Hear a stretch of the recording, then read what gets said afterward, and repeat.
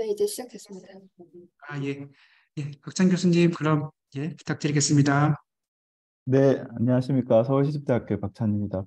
제가 월요일쯤에 독감이 걸려서 회복되는 과정인데 아마 목소리가 중간중간에 안 나올 수 있고 좀 전달이 잘 안 될 수 있는데 양해 부탁드리겠습니다. 오늘 제가 그 말씀드릴 주제는 이제 자연기반 해법이라고 하는 주제인데요. 뭐 익히 들어보신 분들도 계실 것 같고 오늘 뭐 새롭게 좀 들으시는 분도 있으실 것 같습니다. 그래서 뭐 어떤 수준에 좀 맞춰야 될까 고민을 하다가 제가 이제 환경부 과제를 수행하면서 했던 과제 내용하고 지금 학생들도 지도하고 제가 이제 뭐 여기저기 회의석상에서 고민하고 있었던 것들을 조금씩 더 녹여보려고 한 자료입니다. 그리고 이제 특히 오늘 주제로 이제 카본 스마트라고 하는 이제 제목을 꺼내고 정의로운 이런 제목을 꺼냈던 이유가 어쨌든 탄소 중립을 가는 과정에서 기술로 문제를 해결하려고 하는 어떤 주장도 굉장히 많이 있는 상황입니다. 근데 이제 결국은 지역으로 내려가면서 수용성의 문제가 굉장히 많이 부딪히더라고요. 그래서 뭐 태양광을 설치한다던가 아니면 뭐 수소 에너지에 관련된 충전소를 설치한다던가 등등이 결국은 어떻게 보면 그 지역의 탄소 중립을 달성하는 데 있어서 굉장히 장애물로 될 수 있는 어떤 여건이 있어서 결국 우리가 이게 불안정한 어떤 기술이나 수용성에 문제가 있다면 자연 기반 해법에 좀 더 기대해 보면 어떨까라는 어떤 생각으로 하게 되었고요. 또 다른 측면에서는 이제 카본 스마트라고 하는 게 결국은 이 전방위적으로 작동될 수 있는 어떤 방식이어야 되는데 결국 기업의 참여라고 하는 것이 굉장히 중요한 상황입니다. 그래서 그 카본 스마트라고 하는 것이 어찌 보면 이제 기업의 참여를 유도하는 크레딧을 관리하는 어떤 측면하고 연관되어 있는 내용이자 단어이거든요. 그래서 결국은 이제 자연기반 해법이 정량화가 돼서 실제 이 해법을 이용해서 기업이 참여한다고 했을 때 그것에 대한 크레딧을 가져갈 수 있을 거냐에 대한 문제의식이고요. 물론 이제 그 관련된 자료가 많지 않아서 죄송스럽긴 하지만 그런 맥락이고 이 정의롭다라고 하는 어떤 의미는 뭐 너무 거창하게 들리실 수 있겠지만 결국 탄소 중립 과정에서도 우린 기후 위기에 공착할 수밖에 없거든요. 그래서 그런 측면에서 에너지를 계속 더 소비하는 방식으로 기후 위기를 적응한다라고 하면 결국 그게 이제 그렇지 못한 어떤 지역에 피해를 줄 수 있는 어떤 양상이 생길 수 있어서 그런 측면에서 보면 자연 기반 해법이 정의로울 수도 있고 또 자연 기반 해법이 적용되는 방식에 있어서도 정의로워야 된다라고 하는 것을 좀 설명드리고자 이제 좀 자료를 준비했습니다. 그러면 한 30분 정도의 시간에 걸쳐서 좀 말씀을 드리도록 하겠습니다. 이게 뭐 제 스타일상 말이 빨라지고 하는 스타일이 좀 있어서 혹시나 뭐 전달이 잘 안 됐거나 하면 채팅방에 남겨주시거나 아니면 손을 들어서 질문을 해주시면 언제든지 답변 드리도록 하겠습니다. 그래서 오늘은 크게 5가지 정도의 꼭지로 설명을 드리려고 하고요. 첫 번째 꼭지는 이미 익숙히 다들 아시는 내용이라 그렇게 크게 언급하려고 하진 않지만 최근에 이제 몇 가지 나왔던 연구 결과를 바탕으로 해서 조금 설명드리고 싶은 게 있었고요. 두 번째는 결국 국토학회 측면에서 어찌 보면 자연기반 해법을 어떻게 도시에 안착시킬 것이냐에 대한 제도 기반의 연구가 굉장히 많이 되고 있어서 결국 어찌 보면 이제 다른 어떤 탄소 중립 기술보다 자연기반 해법도 같이 고려해 볼 수 있는 어떤 필요성을 조금 더 제가 설명드리는 게 환경을 하는 입장에서 도움이 될 것 같아서 필요성을 좀 강조하는 측면에서 내용을 다시 재조직을 했고요. 그리고 이제 세 번째는 국제사회에서 논의됐던 자연기반 해법이 어떤 식으로 진행되고 있는지에 대한 간략한 소개를 조금 드리고 이게 이제 진행되는 과정에서 뭐 정량화라든가 이런 이슈들이 있는데 그런 것들 어떻게 우리가 맞이해야 되는지 그리고 이제 결과적으로 이제 이 자연기반 해법이라고 하는 것도 뭐 보호지역이나 이런 거 설정하지 않은 이상은 도시에 적용되는 방식이거든요. 그래서 뭐 유럽처럼 완전 도시화가 심화돼서 공원 녹지가 없는 지역들 같은 경우는 이 해법 자체의 논의가 굉장히 중요한데 우리나라는 이제 어쨌든 도시화 과정에서 공원 녹지에 대한 확보를 굉장히 많이 잘 해왔던 측면에서 어떤 방식으로 우리는 이걸 이제 접해야 되느냐에 대한 고민을 조금 하고 있고 완전히 정리된 자료는 아니지만 한번 그래도 공유드리고자 준비를 했습니다. 결과적으로 이제 뭐 그 SSP라고 하는 시나리오가 우리 미래를 그리고 있는 사회 경제적인 모습인데 어떤 모습을 그리든 우리가 이제 기온 상승이라고 하는 것은 피할 수 없다라고 보이고 있습니다. 근데 중요한 메시지는 뭐냐면 이제 최근 일본 연구진하고 같이 했던 연구인데 그 SSP 상황 속에서도 어떤 식으로 우리가 그 적응해 갈 거냐 완화해 갈 거냐에 대한 따라서 우리가 이제 맞이할 수 있는 경제적인 잠재 손실은 다르다라고 하는 거고요. 그래프를 간단히 소개시켜드리면 이제 완화가 파란색입니다. 그래서 그 RCP 상황과 SSP 상황 속에서 완화 비용이 얼마만큼 드는지 그리고 이제 적응과 관련해서 피해 비용이 얼마만큼 발생할 수 있는지에 대한 부분들이 나머지 색깔들이거든요. 그래서 결국 그 어떤 방식으로 계산하든 우리는 피해를 받을 수밖에 없는데 그 피해에 대한 방식을 완화에다가 집중할 것이냐, 적응 분야의 어떤 분야로 피해를 집중시킬 거냐에 대한 논의가 조금 진행되는 게 SSP에 대한 상황일 거라고 보시면 좋을 것 같고요. 이제 생물 다양성이나 이런 부분도 굉장히 위협을 많이 받고 있는 요소 중에 하나이고 인간의 건강과 관련된 피해, 재난재해 관련된 상황도 굉장히 많은 피해로 보이고 있습니다. 그래서 이런 맥락에서 이제 자연기반 해법의 논의를 어떻게 갈 것이냐에 대한 것을 좀 논의드리고 싶었던 것 같고요. 어찌 보면 이제 탄소 중립이라고 하는 것에 있어서 중요한 것은 가운데 있는 숫자입니다. 결국 2100년까지 우리가 탄소 중립을 가는 과정에서 지구상 온실가스를 배출할 수 있는 양이 제한되고 있거든요. 최근에는 이거보다 훨씬 많이 줄어들었습니다. 그래서 우리나라로 보면 앞으로 지금 추세 7년 정도면 탄소 중립을 요구하는 정도의 탄소 버짓을 우리나라 입장에서 다 써버리는 거거든요. 이제 그것들을 이제 어떻게 달성할 거냐에 대한 문제인 거고, 뭐 국가 차원의 탄소 중립의 요소를 보면 결국 핵심 의제로 보고 있는 게 전기화가 핵심이라고 보고 있습니다. 이 전기화가 되는 과정에서 전력 생산의 재생에너지가 늘어나거나 또는 이제 원자력 발전 같은 이런 발전소의 어떤 비중이 늘어나야 되는데 그것들을 이제 벗어나기 시작하면 결국은 이제 수소 에너지라든지 ESS라고 하는 에너지 저장원에 대한 활용이 이제 필요한 것을 보고 있고요. 오른쪽 그래프는 이제 일본 연구진하고 공동 연구했던 건데 결국 어떤 나라든 결국 전기화 비율이 굉장히 높아져야 탄소 중립을 달성해 나갈 수 있을 것이다라고 하는 것과 재생에너지 비율이 꽤나 많이 필요하다라고 하는 것을 이제 보여주고 있습니다.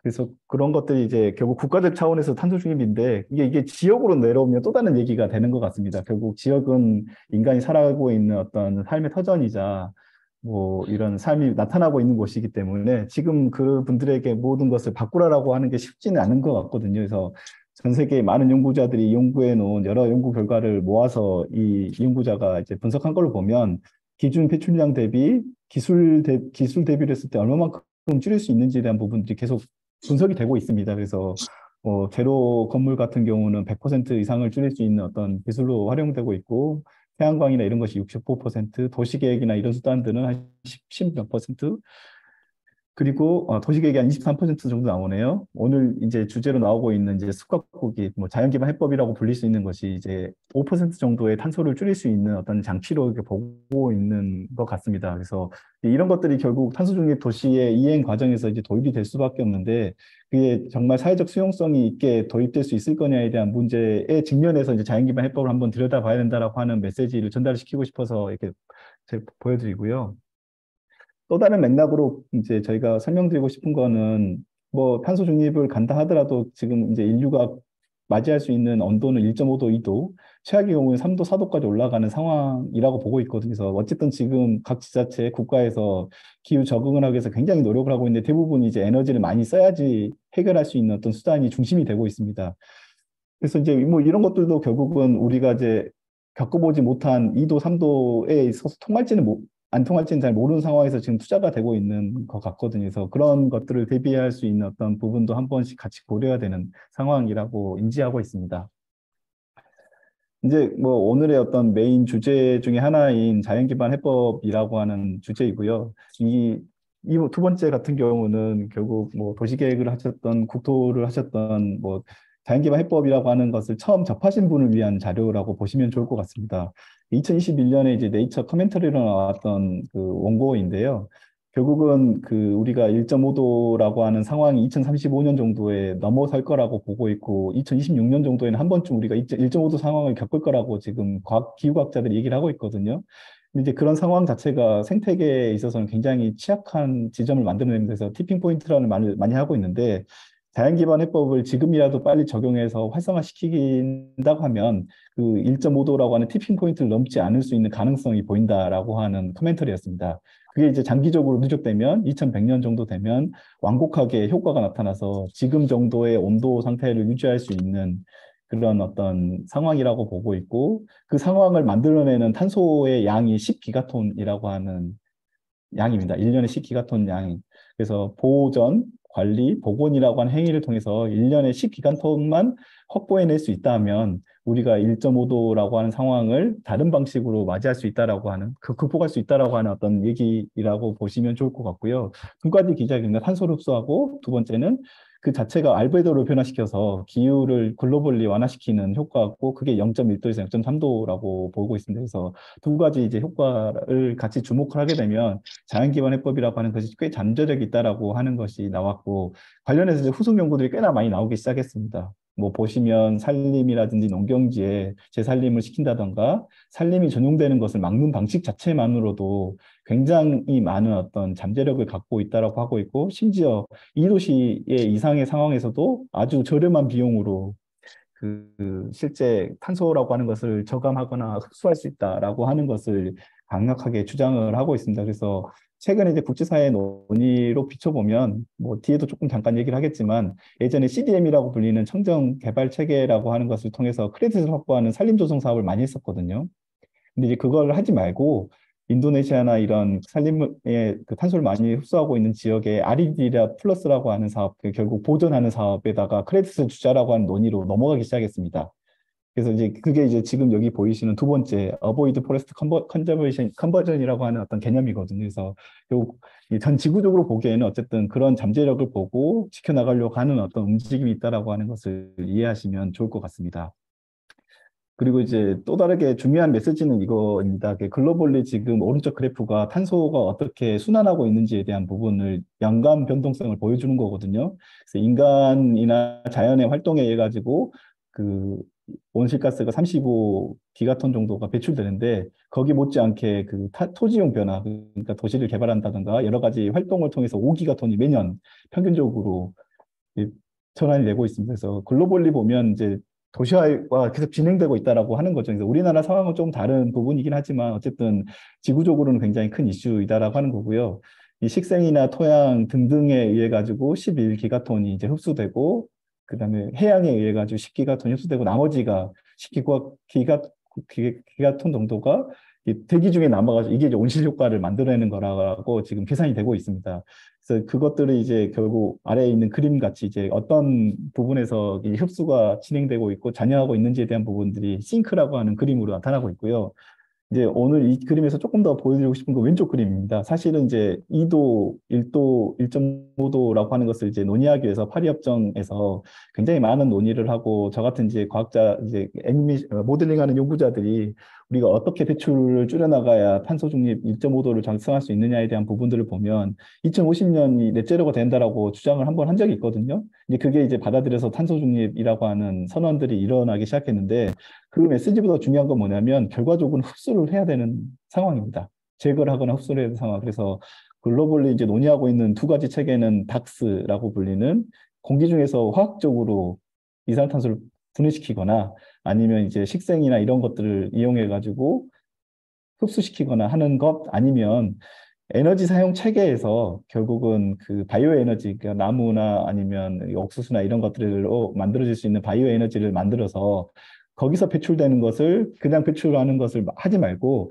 그거 자체를 잡자라고 하면 결국은 우리가 에너지를 생산할 수 있으면서도 그 마이너스 에미션 할 수 있는 방식이라고 논의하고 있거든요. 그래서 결국은 두 가지 기술을 2050년 이후에 갈성 가능한 기술로 보고 있고 논의를 하고 있습니다. 결국 이제 자연기반 해법이라고 하는 게 이제 DACCS라고 불리는 그 체계랑 연관되어 있는 상황입니다. 결국 이제 이 그림을 보여드린 이유는 뭐냐면 결국 자연개발 해법은 2050년에 탄소 중립을 위해서만 필요한 게 아니라 2100년 이 지구가 당면하고 있는 문제까지 해결하기 위해서 지금 시작해야 되는 어떤 도전이라고 하는 것을 알려드리기 위해서 이 그래프를 가져왔습니다. 그리고 이제 결국 이제 국가적인 차원이나 지역적인 차원으로 가면 결국 이 수용성의 문제나 책임에 대한 문제인데 제가 이거 하고 있는 연구 중에 하나가 결국은 탄소 회사는 어떻게 글로벌리 나눌 거냐에 대한 부분이거든요.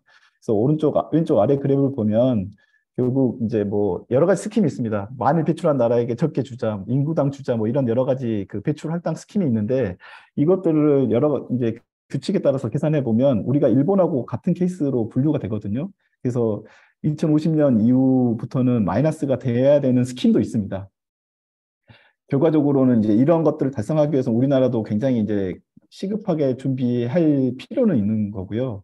이제 오른쪽은 환경부 공모했던 충주지의 탄소 중립 그린 도시의 어떤 그 사업 결과물인데 지금은 이제 조금 바뀌어 나가고 있는 걸로 알고 있는데 뭐 지역적으로 보면 이제 태양광이나 수소 이런 것들에 대한 어떤 수용성 문제들이 굉장히 많이 대두가 되고 있더라고요. 그래서 결국은 이제 우리가 탄소 중립 도시라고 하는 것에 법이 만들어졌고 그것을 이행하는 과정에서 환경부나 국토부가 이런 이제 이행 사업들을 추진하는 과정 속에서 결국 지역적 차원으로 내려가면 아직도 이제 수용성의 문제가 굉장히 많이 불거지고 있는 상황에서 비춰보면 여전히 우리는 자연기반 해법이라고 하는 것을 관가할 수 없다라고 하는 어떤 메시지가 계속 담겨 있는 것 같습니다.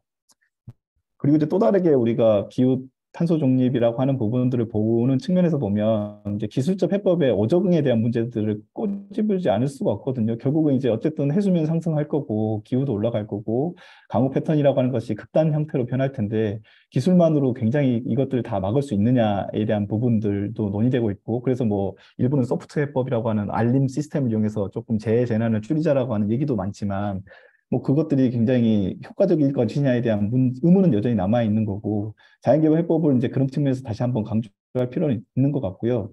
또는 이제 홍수나 가뭄, 폭염이라고 하는 것이 한 공간에 일어나는 복합재해 현상이 일어나고 있는 것 같습니다. 더웠다가 다음날 홍수가 왔다든가 이런 문제를 다루려면 한 공간에 뭐 홍수 처리하는 시설 아니면 가뭄 처리하는 시설 그리고 열을 처리하는 시설 등등이 굉장히 복합적으로 설치가 돼야 되는데 그것도 굉장히 많은 공간을 요구할 수밖에 없거든요.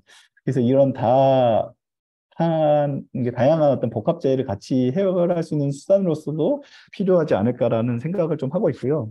여러 이제 그런 오저응을 막기 위한 프레임워크들이 제안되고 있습니다. 그래서 이제 한번 이제 의미 있다고 생각되는 게 가운데 바넷이 제안한 건데 결국은 이제 탄소 중립, 기후 적응하는 과정에서 온실가스를 배출할 수 있는 어떤 가능성을 조금 줄이는 방식으로 가보자.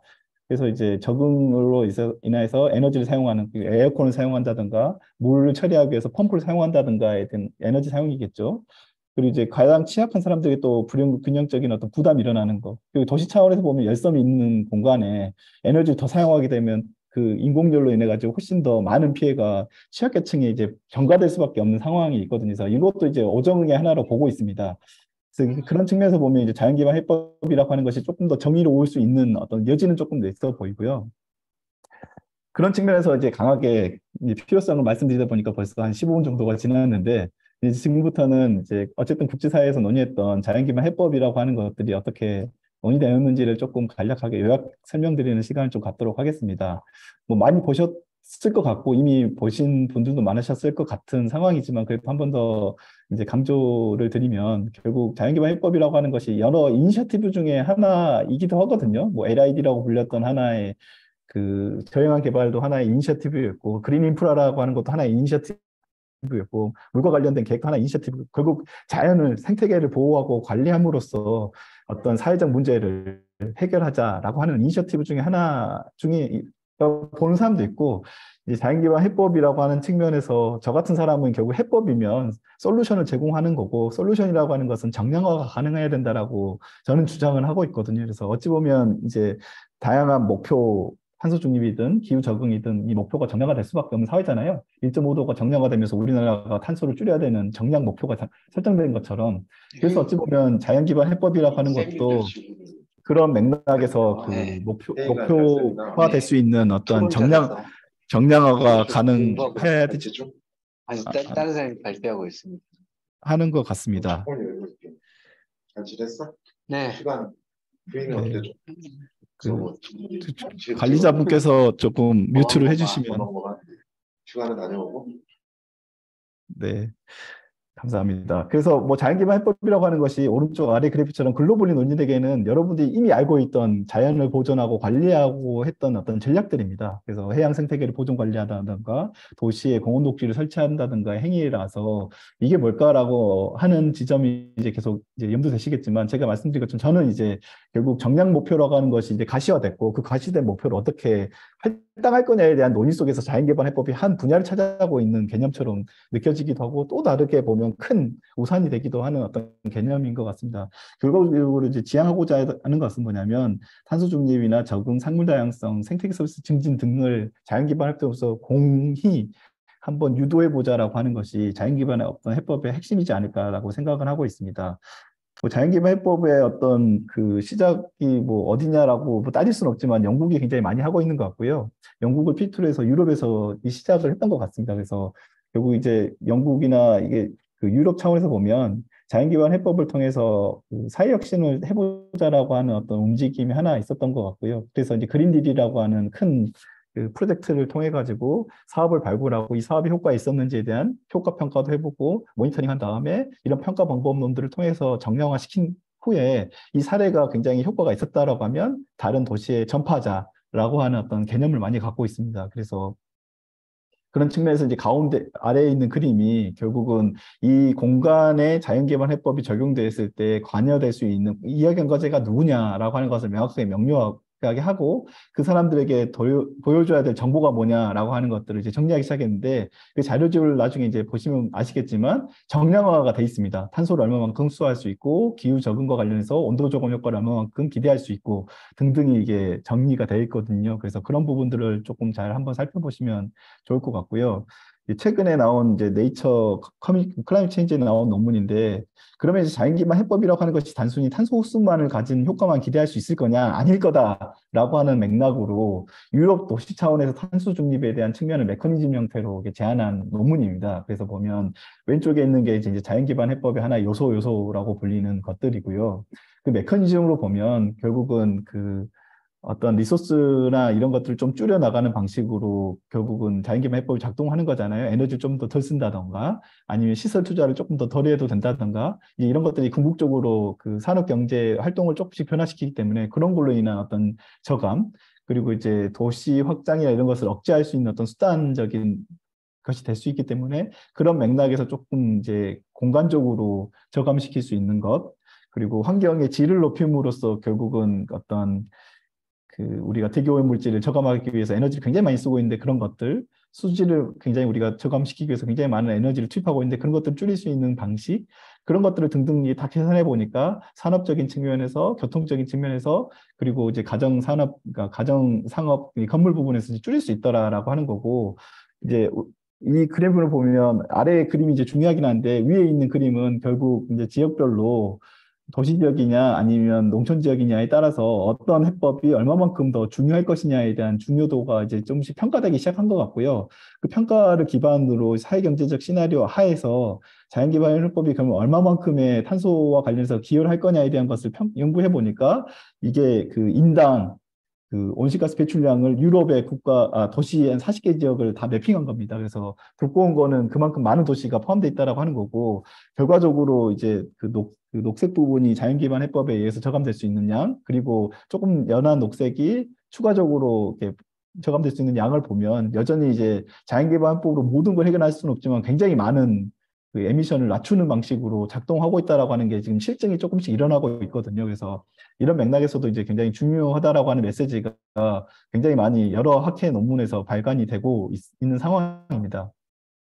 그러면 이제 또 다른 맥락에서 이제 적응이라고 하는 메커니즘에서도 또 다르게 이제 기후변화 해법, 이 자연기반 해법이라고 하는 것이 또 논의가 되고 있거든요. 그래서 아까도 이제 말씀드렸듯이 유럽은 자연기반 해법이라고 하는 것이 하나의 이니셔티브이지만 우산의 개념을 갖고 있습니다. 그래서 요즘은 이제 하나의 어떤 EBA도 작동되고 있고 물관리도 작동되고 있고 그린 인프라도 작동되고 있고 에코DDR이라는 생태계 기반 재해제감도 작동되고 있는 상황에서 MBS라고 하는 플랫폼 안에다가 모든 정량적인 정보들을 이제 담아 나가자라고 하는 어떤 체계로 정리가 돼가고 있습니다. 그래서 궁극적으로 달성하고자 하는 건 뭐냐면 오른쪽에 있는 11번, SDG 11번을 달성하자라고 하는 형태로 포지션이 되고 있거든요. 그래서 글로벌리 논의되고 있었던 생태계 생물 다양성의 관리라든지 자연에 대한 관리가 결국 SDG 지속 가능한 개발하고도 맞닿아 있다라고 하는 것을 이제 정리해 나가고 있는 개념으로 보시면 좋을 것 같습니다. 아직까지는 이제 지표 정도의 논의지만 조금씩 더 정량화가 일어난다면 조금 다른 어떤 메시지가 나올 수 있을 거라고 보이고요. 지금부터는 이제 어쨌든 자연기반 해법이라고 하는 것이 뭐 인도네시아나 이런 지역 같은 경우는 인건비 등등이 싸기 때문에 재료비도 싸고 훨씬 이제 저렴한 수단 뭐 예전에 그 맥킨지에서 계산한 거 보니까 한 40달러 정도 톤당 40달러 정도면 계산한 뭐 충분히 달성할 수 있다라고 계산되고 있는데 우리나라 같은 경우는 1200달러 그러니까 120만 원 정도가 부담이 돼야 그 1톤을 줄일 수 있는 방식으로 자연을 조성할 수 있거나 관리할 수 있는 체계가 되거든요. 관리는 조금 더 저렴하겠지만, 그래서 이제 우리나라 같은 경우는 어쨌든 비용적으로 보면 조금 불리한 면은 없지 않아 있습니다. 다만 우리가 그 다른 효과, 기후 적응이라든지 뭐 생물 다양성에 대한 보전이라든지 우리가 이제 환경의 질을 관리하는 측면에서 다른 효과를 기댄다라고 하면 이 정량을 통해서 국제사회에 이제 탄소나 이런 것들을 인정받는 방식으로 작동시킬 수 있어야 된다고 저는 생각을 하고 있거든요. 그래서 그런 걸로 보면 파리협정에 그런 어떤 명시가 되어 있습니다. 그래서 기후 적응과 관련된 행동도 완화의 공동 편의를 인정할 수 있다. 그래서 기후 적응 때 자연기반 해법을 이용한다는 것 자체가 결과적으로는 탄소 크레딧으로 보장받을 수 있는 어떤 개념들이 약속되어 있다라고 하는 거고요. 그래서 뭐 인도네시아나 저기 베트남 이런 데 이제 망그로브 나무를 이용해 가지고 이 두 가지를 같이 크레딧을 받으려고 하는 노력들도 굉장히 많고, 이거를 이제 하나의 어떤 사업 비즈니스 모델로 만들어 가지고 기업이 투자하는 경우도 굉장히 많이 생기고 있습니다. 다만 이제 이런 사업을 함에 있어서는 환경의 트레이드오프를 시키지 말아라, 최소화시켜라라고 하는 거고, 나머지 이제 정보에 대한 투명성을 가져라라고 하는 메시지입니다. 그래서 지금 이제 밑에 있는 그림 같은 경우는 결국은 메시지는 뭐냐면, 우리가 관리를 통해 가지고 자연기반 해법을 적용하고 그걸 통해서 탄소를 더 흡수시킨다라고 한 기작을 지금 이제 어떻게 관리해 나갈 거에 대한 그 IPCC에 대한 생각입니다. 그래서 글로벌리는 원래는 그 산림 지역 같은 경우는 인정하지 않으려고 하지만 국가 단계로 보면 어쨌든 탄소 중립이라고 하는 것을 약속했고 달성하려고 하는 방식으로는 자연밖에 없거든요, 사실은. 그래서 그런 메시지로 보면 실질적으로는 이제 관리되는 어떤 산림 같은 경우도 탄소 흡수로 인정하는 방식으로 메커니즘을 이제 전환시키고 있는 어떤 단계입니다. 그래서 이제 그런 부분들을 조금 같이 고려할 수 있는 거고요. 뭐 기업의 참여도 굉장히 많이 유도를 시켜 나가고 있습니다. 이 그래프 같은 경우는 출처를 제가 까먹었는데 결국은 이제 글로벌 타겟이 이제 정해졌잖아요. 1.5도. 1.5도를 달성하기 위해서 버젯이 정해졌고 그것을 국가적으로 할당시킨 건 클라이밋 액션과 관련된 부분입니다. 하지만 이제 그거와 동등하게 에코시스템이나 바이오다이버시티라고 하는 개념에 자연과 관련해서도 똑같은 위계 체계로 지금 메커니즘이 정해져 나가고 있거든요. 그래서 타겟도 정해 나가고 있고 관련된 어떤 논의 체계도 만들어 나가고 있는 과정이 이제 강화가 되고 있습니다. 결국은 이제 어찌 보면 이 두 개가 제대로 작동되는 시기가 되면 기업은 어쩔 수 없이 참여할 수밖에 없거든요. 그래서 기업이 참여할 수 있는 방식이라고 하는 게 뭐냐면 결국 기업도 이런 것을 통해서 이익을 창출하거나 어쨌든 투자를 받을 수 있는 상황이어야 되기 때문에 그런 맥락에서 보면 정량화라는 것이 굉장히 중요한 도전 과제일 수밖에 없습니다. 그래서 그런 맥락을 하나 이해하시면 좋을 것 같고요. 또 하나 이제 뭐 보시면 저도 이거 출처를 원래 적으려고 정리했는데 까먹었습니다. 찾다가 못 찾아가서 양해를 좀 부탁드리겠습니다. 그래서 이것도 보면 결국은 어찌 보면 글로벌리 누가 잘 살아야 되느냐 이거에 대한 답은 없는 것 같습니다. 그래서 어찌 보면 한쪽의 사회학자들은 소셜 정의라고 하는 것을 굉장히 중요하게 생각하고 있는데 거기서 중요하게 생각하는 게 이제 결국은 어떤 취약계층을 어떻게 할 거냐 그리고 그렇게 취약 지역을 어떻게 관리할 거냐 그리고 정책이 위반됨으로써 그걸로 인해 가지고 소외받는 사람들을 어떻게 할 거냐에 대한 부분이 사회정의라 하면 기후에 관련된 정책은 완화시키거나 적응하거나에 대한 부분입니다. 결국은 이 두 가지를 동시에 달성하는 과정에서 어떤 방식으로든 그 다시 지금까지 논의했던 사회정의라고 하는 것이 체계를 무너질 수 있는 방식이 될 수 있거든요. 그래서 그런 것을 막자라고 하는 맥락에서 이제 클라이밋 정의, 기후정의라고 하는 것이 만들어지고 있는데 그런 맥락에서 자연기반 해법이라고 하는 부분이 이제 기후적인 측면에서 조금 더 옳은 방식이라고 많이 주장은 되고 있지만 자연기반 해법을 적용하는 방식에 있어서도 이제 기후정의라고 하는 측면에서 어떤 논의를 조금 잘 해야 된다라고 하는 것을 조금 전달하고 싶어서 만든 자료이고요. 어찌 보면 아까도 말씀드렸지만 자연기반 해법이라고 하는 것이 빠르면 빠를수록 효과를 많이 발휘할 수 있는 겁니다. 그래서 누구가 많이 들어와는 방식, 많이 들어와야지만이 빨리 이제 적용될 수 있는 방식이기 때문에 결국은 투명하고 어떤 포괄적인 프로세스를 만들었는데 이게 정말 쉽지 않는 것 같습니다. 주체는 누군가 있어야 되는데 그게 어떻게 해야 작동될 거냐에 대한 부분인데 그럼에도 불구하고 그 안에서 생각해야 되는 것은 절차적인 어떤 공정성이라고 하는 부분을 놓치지 말아야 될 것 같고요. 그리고 이제 우리도 이제 고도 성장을 통해서 어느 정도 선진국 대열에 들어온 상황에서 이제 분배 정의라고 하는 것도 좀 맞춰가면서 실질적으로 이제 그 자연개발 해법에 있어서도 논의를 해야 되고 성별이나 연령, 지역에 따라서도 선호하는 요구 정보들이나 요구 상황이 달랐을 때 그걸 어떻게 우리는 이제 갖춰 나갈 거냐. 굉장히 복잡한 논의지만 지금부터 잘 해 나가자라고 하는 것이 필요한 것 같아서 제가 한 연구는 아니지만 그 연구를 따서 이제 정리한 거고요. 결과적으로 자연기반 해법을 성공시키기 위해서는 결국 이건 디자인 행위입니다. 그냥 계획만 해서 끝나는 게 아니고 실제 만들어져야 되고 관리돼야 됩니다. 어찌 보면 이제 그런 맥락에서 보면 적정 규모가 어느 정도 돼야 자연기반 해법이라는 것이 효과적으로 발휘할 수 있을 거냐. 이 규모라고 하는 것을 논의하는 것도 굉장히 중요한 것 같고요. 어디다 해야 되느냐에 대한 이슈도 굉장히 많은 것 같습니다. 뭐 환경부나 국토부에서도 어디다 할 거냐에 대한 것을 논의하기 위해서 굉장히 많은 요구도 하고 있지만 결국 이것을 다 합의해 나가는 과정이 필요한데 이유는 결국 땅이라고 하는 것이 개인에게 지속되어 있는 것들이 많잖아요. 결국 어찌 보면 땅을 가지고 있는 소유주의 이해가 없는 상황에서는 자연기반 해법이라는 것이 전방위적으로 일어나기 쉽지 않을 거다라고 하는 맥락이고요.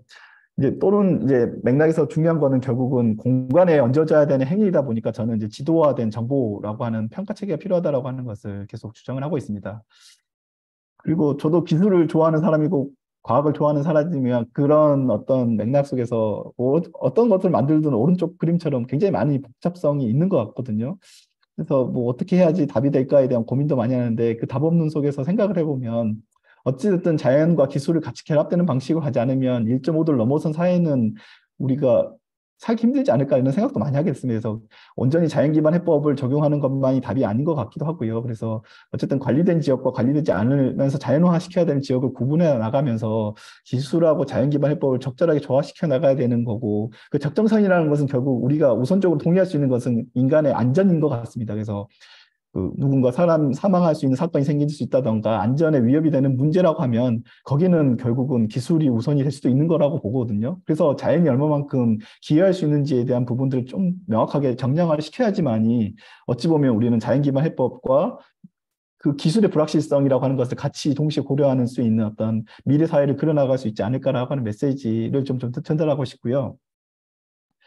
이제 마지막 차원의 논의는 너무 길게 하면 안 되니까 그 이제 도시 차원에서 자연기반 해법이라고 하는 건 뭘까라고 하는 것을 고민 한번 해보고 싶었습니다. 그래서 그 학생의 석사 논문을 지도하면서 여러 연구자들이 생각했던 것들을 이제 긁어 모으면서 다시 한번 정리하게 됐는데 어쨌든 글로벌 논의 속에서는 자연기반 해법이 그 유형이 그 보호 보존한다던가 관리 복원한다던가 신규 조성한다던가 등등의 이제 이런 개념으로 많은 어떤 논의들이 되고 있습니다. 그래서 결국은 뭐 그런 것들을 정의 내리면 가운데 있는 내용처럼 정리될 수 있지만 결과적으로 우리가 알고 있었던 보호적 도시 지역 안에서도 보호와 관련된 비오토 등급이나 이런 보전 전략, 도시 생태축 전략, 기존 생태계 모니터링과 관련된 정보, 그리고 이제 통합적인 어떤 세시 관리나 도시 조성, 뭐 이런 것들이 결국은 그 자연기반 해법이 도시 적용될 때 결국 안착되는 내용들이거든요. 뭐 이게 우리 사회에 없었던 건 아니잖아요. 2005년, 2006년 이제 인공지반 녹화 뭐 이런 것들로 화두가 됐었고, 그린 인프라가 화두가 되면서 여러 가지 논의도 됐었고, 뭐 재해가 심각할 때는 방제 공원에 대한 논의도 있었고, 결국 이 논의들이 이제 합쳐지는 단계라고 저는 보이고, 그게 정량화라고 하는 맥락에서 같이 풀려나가는 어떤 이니셔티브라고 저는 생각하고 있습니다. 그리고 이제 결국 이게 뭐 돌아가려면 많은 사람들이 이해가 있어야 되는데 뭐 당장 나에게 주어지지 않는 문제를 내가 해결할 이유는 없다 보니까 어쨌든 선제적으로 법이 만들어졌고 법을 기반으로 이제 우리는 작동시킬 수밖에 없는데 법에 어떤 것을 근거로 해가지고 우리는 이 MBS 유형을 적용할 수 있을 거냐에 대한 고민을 조금씩 해본 겁니다. 이것도 정답이라고 생각하지는 않습니다. 그래서 어쨌든 탄중법에 많은 근거들을 갖고 있어서 탄중법을 근거로 해가지고 보호전이나 보존 신규 조성이라고 하는 것을 굉장히 잘 해나가자라고 하는 거고요. 기재부 논의 한번 들어가 보니까 왜 굳이 이런 거를 여기다 해야 돼요? 라고 하는 질문이 굉장히 많더라고요. 결국은 어찌 보면 다기능이라고 하는 생각, 사람도 좋고 자연도 좋고 기후에도 좋고 그것이 기업에도 좋은 이런 어떤 맥락의 그런 메시지라고 하는 것이 잘 정리되지 않는 이상 아무리 법이 있다 하더라도 예산확보라고 하는 것이 쉽지 않은 문제인 것 같습니다. 뭐 그래도 다행인 것은 이제 기후변화 기금이라고 하는 것도 만들어지고 있고 그린본드라고 하는 채권도 만들어지고 있기 때문에 뭐 그런 것들을 기업에서 투자를 받을 수 있다던가 아니면 이제 국가가 투자할 수 있는 여력은 조금 생긴 것 같아서 어찌 보면 우리는 이 법체계를 좀 더 강화하면서 제도를 조금씩 이제 바꾸는 방식으로 작동될 수 있게끔 바꿔줘야 되는데 그게 뭘까? 도시구 기본계획에서 작동될 수 있을까? 관리계획에서 작동될 수 있을까? 지구단위계획에서 작동될 수 있을까? 작동시킨다고 하면 어떤 기작일까라고 하는 것들을 이제 국토학회에서 많이 논의를 해주셔야지만이 실제 도시에 이제 자연기반 해법이 안착될 수 있는 방식으로 갈 수 있을 것 같고요. 여전히 제도는 있지만 제도에 명시도 되어 있지만 작동되지 않는 이유는 돈이 안 되기 때문에인 것 같습니다. 그래서 어찌 보면 한동안 이제 많은 연구자들이 이 돈이 작동될 수 있는 방식이 뭘까에 대한 부분을 좀 고민해야 될 것 같고 작년에 이제 생태학회를 갔더니 미국 생태학회에서 그런 얘기를 하더라고요. 그러니까 자연이 한번 투자돼서 성과를 내려면 최소 5년, 최대 10년, 30년이 걸리는데 누가 투자할 거냐. 그래서 약간의 인터림 리포트를 만들어서 이 정도가 이상될 수 있으니까 이것을 하나의 크레딧으로 중간 과정에서 인정해주고 나중에 사후정산하자 이런 개념도 제안을 하고 있습니다. 그래서 어쨌든 민간기업 같은 경우는 이제 1년 단위로 투자에 대한 부분들을 이제 하고 있기 때문에 그 투자가 일어날 수 있도록 인터림 기간을 두고 최종 5년이나 10년을 기간을 두고 평가해가지고 최종 달성했느냐 못했는지를 평가하고 사후적으로 정산하자라고 하는 것도 얘기가 되고 있거든요. 그래서 결국은 어찌 보면 지금의 자연기반 해법의 지금 수준에서는 뭐 글로벌리 중요한 담론이다라고 하는 것도 다 인정하지만 결국 이 돈이 돌아갈 수 있는 기작이 무엇일 거냐, 제도일 것이냐, 시민 참여일 것이냐, 아니면 뭐 다른 것일 거냐에 대한 고민을 이제 같이 한번 해보시면 좋겠다는 생각이 들었고요. 몇 가지 이제 안 남은 페이지 조금 더 설명을 드리도록 하겠습니다. 결국 뭐 IUCN에서 제안했던 여러 가지 원칙을 도시에 얹은다고 하면 뭘까에 대한 부분들을 고민하면서 나름대로 다시 한번 정리한 원칙이거든요. 그래서 뭐 지역마다 가지고 있는 이슈가 굉장히 다른 것 같아요. 서울 같은 경우는 열성이 굉장히 심한 것 같고, 뭐 지역으로 가면 다른 어떤 문제들이 굉장히 심한데, 그 결국은 지역의 어떤 맞춤형 문제라고 하는 건 뭘까? 그걸 해결할 수 있는 수단은 뭘까? 그리고 그것을 얼마만큼 우리가 해결할 수 있을까? 자연을 통해서, 다른 기술을 통해서 이런 것들이 자연하게 세팅이 돼야 기후 정의의 문제도 논의할 수 있고 완화에 대한 문제도 논의할 수 있을 것 같아서 결국은 맥락에 맞는 문제를 명확하게 하는 것, 그리고 결국은 이제 계획에서 그치는 게 아니라 디자인 어프로치로 일어날 때, 도시 설계로 이어질 때, 건축 설계로 이어질 때, 적용 설계로 이어질 때 어떤 스케일에서 무엇을 해야 되는지가 이제 가이드 성격으로 좀 더 명확하지 않으면 안 될 것 같습니다. 물론 이제 뭐 생태 면적률이라든지 여러 가지 제도들이 작동하면서 디자이너들이 고려할 수 있는 자연기반 해법과 관련된 링크는 다 있긴 하거든요. 근데 그것만 가지고 작동될 수 있는 문제는 아닐 거라고 보여요. 결국은 자연기반 해법은 약간 질에 대한 문제이기 때문에 탄소의 양이라고 하는 것도 결국 면적만 가지고 따질 수 있는 게 아니라 질에 대한 문제이기 때문에 결국 그런 가중치를 바꿀 거냐 말 거냐에 대한 이제 아주 상세한 논의까지도 가야 되는데 그런 것들을 어떻게 나갈 거냐에 대한 부분들을 한번 고민해 봤으면 좋겠다는 생각이 들었고요. 저는 무엇보다 뭐 중요하게 강조하게 있는 게 이제 현황 진단의 평가 모니터링 그리고 이해관계자들의 참여이라고 생각을 하고 있습니다. 결국은 누군가는 양해를 해줘야 되는 문제라고 보고 있거든요. 내가 여기에 뭘 하고 싶을 때도 자연을 위해서 또는 인류를 위해서 뭔가 양보하라 이럴 수는 없는 거잖아요. 그래서 어찌 보면 모두가 같이 참여해서 왜 이걸 우리가 해야 되는지를 명확하게 인지하지 않으면 결국 그건 작동될 수 없다라고 보여서 그것들을 굉장히 많이 중요하게 생각을 하고 있습니다. 요거는 환경부 과제라면서 전략 과제로 세운 건데 뭐 부처 간의 어떤 이해관계 때문에 결과적으로 이렇게밖에 정리 못했지만 어쨌든 자연기반 해법에 대한 어떤 전략도 약간씩 이제 정부 과제로서 공고해 나가고 있는 것 같고요. 아직 이제 어떤 움직임이 있는지 조금 더 지켜봐야 될 것 같습니다. 그래서 이제 결국은 이제 정리하자면 정량화를 시키는 과정에서 그럼 우리가 뭘 해결할 거냐에 대한 목표가 명확해야 되고 그 목표에 대한 명확한 정량화가 일어날 수 있어야 됩니다. 일단 이제 지금은 가능한 건 탄소입니다.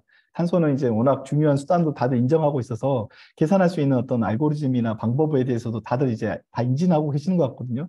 이제 그렇지 않은 요소들, 뭐 기후 적응의 문제라든지 다른 문제들은 어떻게 정량화할 거냐에 대한 것들도 여전히 고민인 것 같고요. 하지만 이제 국제사회 보고서를 보면 레인지는 나오고 있습니다. 이게 정확하게 트레이드오프를 계산할 수 있는 정도는 아니지만 어느 정도 문제가 있을 수 있다 이런 정도의 레인지는 나오고 있어서 그런 것들에 대한 과학화에 대한 진단, 공간적으로 진단을 하고 그리고 계획적으로 복원이라고 하는 행위, 디자인하는 행위를 이제 실제 실행을 해서 뭐 그거 이제 사후 평가해 나가면서 다시 고쳐 나가는 작업들을 해야 되는 것을 저는 생각을 하고 있고 고쳐 나가는 과정 속에서 거버넌스 주체가 누가 될 거냐에 대한 고민도 굉장히 많이 해야지만이 관리 운영되지 않을까라는 생각을 하고 있고요.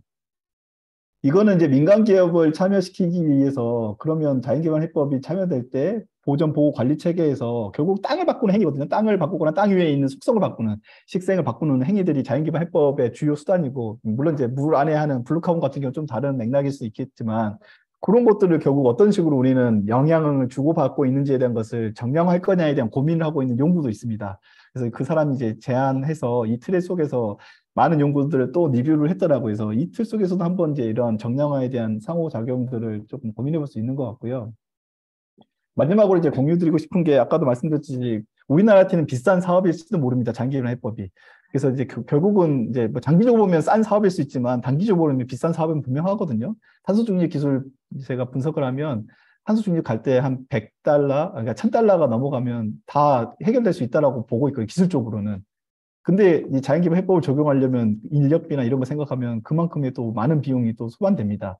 그래서 그런 걸 따져보면 결국은 이 우리가 했던 노력들이 이제 우리나라로 보면 국제적인 공인을 이제 이룰 수 있는 방식으로 작동돼야 되기 때문에 그것들을 같이 해나가면 좋을 것 같고, 궁극적으로 싸기 때문에 가야 되는데 그 싼 것을 제대로 인정받기 위해서 결국 정량화라고 하는 것들을 해보자라고 하는 거고요.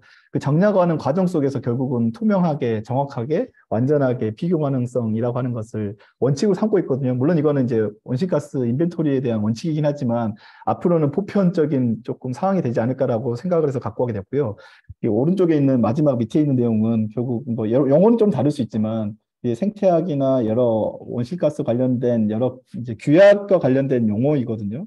결국은 이제 우리가 범위를 규정하는 행위, 산림지나 농경지나 정주지나 뭐 MBS가 적용된 지역이나 유형이나 이런 것들 규정하는 행위를 익스텐트라고 보고 있습니다. 그래서 그 이 범위에 대한 부분, 그리고 이제 이거를 모니터링하거나 평가하는 방법, 모델로 평가할 거냐, 아니면 통계적으로 평가할 거냐, 이 어프로치, 그리고 실제 그 얼마만큼 깊은 수준으로 그 정보를 생산해낼 거냐에 대한 티어, 이 체계 속에서 정량화가 같이 논의되지 않으면 서로 다른 얘기를 하고 있고 서로 논의될 수 없는, 그러니까 어떤 하나의 경제적 경제성으로 다 분석할 수 없겠지만 서로 비교 가능한 수단으로 뭔가 논의가 돼야지, 아 이걸 하자 이걸 덜 하자라고 하는 것이 주장될 수 있는데 지금은 아직까지도 그런 수단까지는 안 되고 있거든요. 다만 이제 앞으로는 그렇게 갈 거라고 저는 믿고 있습니다.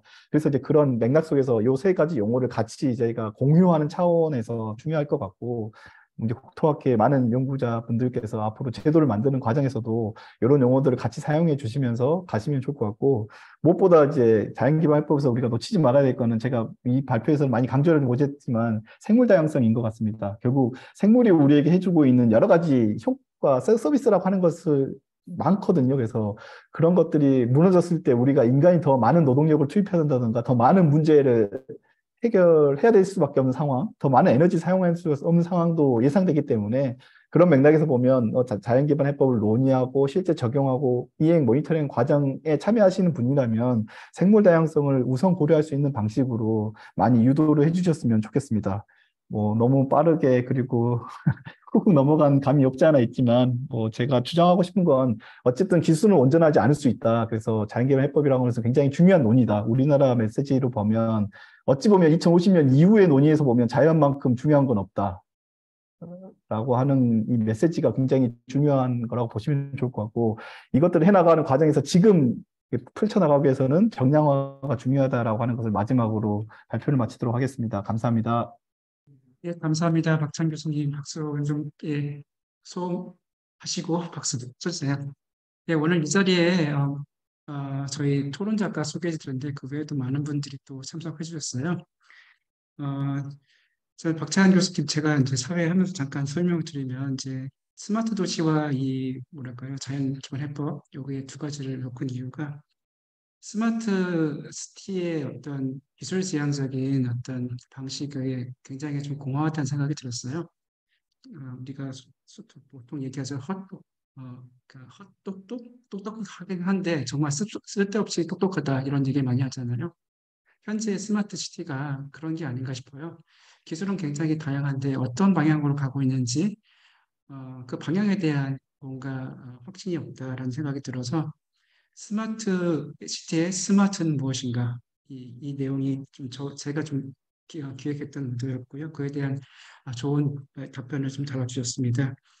이어서 네 분의 토론자 분들의 토론을 좀 듣고요. 그 다음에 또 여기 많은 분이 참여해 주셨는데 또 여러 가지 의견들을 같이 나누셨으면 좋겠습니다. 많은 분들이 같이 참여할 수 있도록 토론자분들은 최대한 7분 정도 토론해 주시면 감사하겠고요. 짧게 하셔도 상관없습니다. 예, 그럼 제가 순서가 우선 임수정 박사님이 제가 가장 이제 왼쪽에 계시고 이은석 박사님, 구경화 박사님, 그 다음에 어디 계시지? 조용태 박사님 이렇게 순서로 토론해 주시면 좋겠습니다. 제가 이렇게 임의로 결정했습니다. 임수정 박사님 먼저 좀 토론 부탁드리겠습니다. 예, 안녕하세요. 소리 듣기나요? 예, 됩니다. 예, 충남연구원에서 도시분산 연구를 하고 있는 임준홍입니다. 제가 토론자로 측면에서 굉장히 많이 공부도 하고 공감도 하고 이런 논의가 이런 개념과 철학이 확산됐으면 좋겠다는 바람을 먼저 말씀을 드리고요. 이 도시 관점의 큰 이야기만 조금 드리면 제가 깊이는 없지만 이제 스마트 타워, 스마트 도시, 신도시에서 스마트 기법 적용 이런 부분을 충남에서 고민을 하고 있는데 오늘 들어본 느낌은 스마트 도시 시대의 도시 정책의 도시 계획의 도시 디자인의 방향을 어떻게 가야 되느냐 이런 방향 설정에 굉장히 도움이 된다고 생각을 하고 공감하는 측면이 많았습니다. 결론부터 말씀을 드리면 저는 이런 느낌이 드네요. 자연 기반 해법을 적용한 스마트 도시 시대의 적정 도시론, 적정 도시화 전략 이런 개념이 좀 많이 와닿는데 조금 풀어서 설명드리면 자연 기반 해법 시대의 스마트 도시를 만들 때 도시 입지를 어떻게 적정 도시 개념에서 입지의 적정성, 밀도의 적정성, 규모의 적정성 뭐 여러 그런 의미에서 약간의 이것을 통해서 도시 정책에 약간의 명확한 방향성이 없는 시대, 굉장히 급변하고 있고 인구 감소, 축소, 스마트 이런 굉장히 큰 변화가 있음에도 불구하고 도시 정책의 방향성을 정확하게 설정하지 못하는 관점에서 이러한 개념이 잘 자리 잡아서 우리 도시 정책, 도시 계획, 도시 디자인의 가치, 철학, 원칙 이런 부분들이 정립되면 좋겠다는 생각이 듭니다. 결국은 적정 도시론을 말씀을 드렸는데 그러면 스마트 도시를 추구하는 이 시대에 도시의 구조는 어떻게 해야 되고 토지 이용은 어떻게 해야 되고 교통은 어떻게 해야 되고 안전안심은 어떻게 해야 되고 도시 인프라는 어떻게 만들어야 되고 시민의 삶은 어떻게 만들어야 되고 여기에서 소외된 사람들에 대한 배려는 어떻게 해야 되는지 정의의 관점에서 이런 부분들 똑같이 자연 기반 해법 측면에서 이것을 적극적으로 이용하고 우리의 지속 가능성을 확보하는 관점에서 도시구조, 토지이용, 교통, 재해, 인프라, 삶, 도시에서 배려된 사람들 이런 부분들을 어떻게 함께 이끌어 나가서 교수님이 말씀해 주신 자연 기반 해법을 적용한 스마트 도시 시대에 우리가 추구해야 되는 방향성을 제시해 주면 좋겠다는 생각이 들고요. 제가 정확하게 이해를 했는지 모르겠지만 전체적으로 느낀 점이 이런 점이었고 아주 간단한 질문을 하나 드려보면 전혀 다른 것도 이해는 가는데 제가 명확하게 이해하기가 힘들어서 조금 이 기회를 통해서 명확하게 이해했으면 좋겠다는 관점에서 우리가 말하는 스마트 시티, 특히 에코 스마트 시티라는 말도 쓰는데 교수님이 말씀 주신 자연 기반 해법 스마트 도시하고 우리가 말하는 지금까지 가끔 쓴 에코 스마트 시티하고의 차이점이 뭔가 이런 부분들을 좀 설명해 주시면 좋겠고 이런 부분들이 잘 정리가 되고 연구가 발전해서 이러한 가치 철학 원칙들이 담겨져 있는 도시계획, 도시정책, 도시디자인, 뭐 가이드라인이라든지 더 나아가서는 뭐 스마트 도시 버전업이 되는 제도와 방향 이런 부분까지 연구가 좀 더 발전되었으면 하는 기대도 함께 말씀을 드리겠습니다. 이상입니다.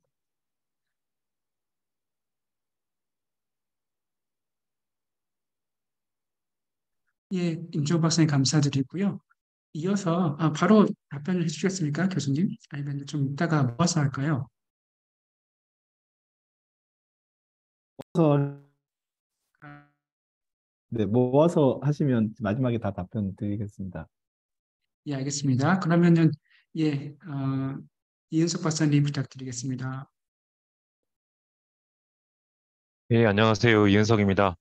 제가 지금 급하게 대전시청으로 출장을 나오게 돼서 지금 대전시청에서 지금 원격으로 접속해서 하고 있어서 아마 그 자분들이 조금 들어갈 수도 있습니다. 그래서 양해 좀 부탁드리겠습니다.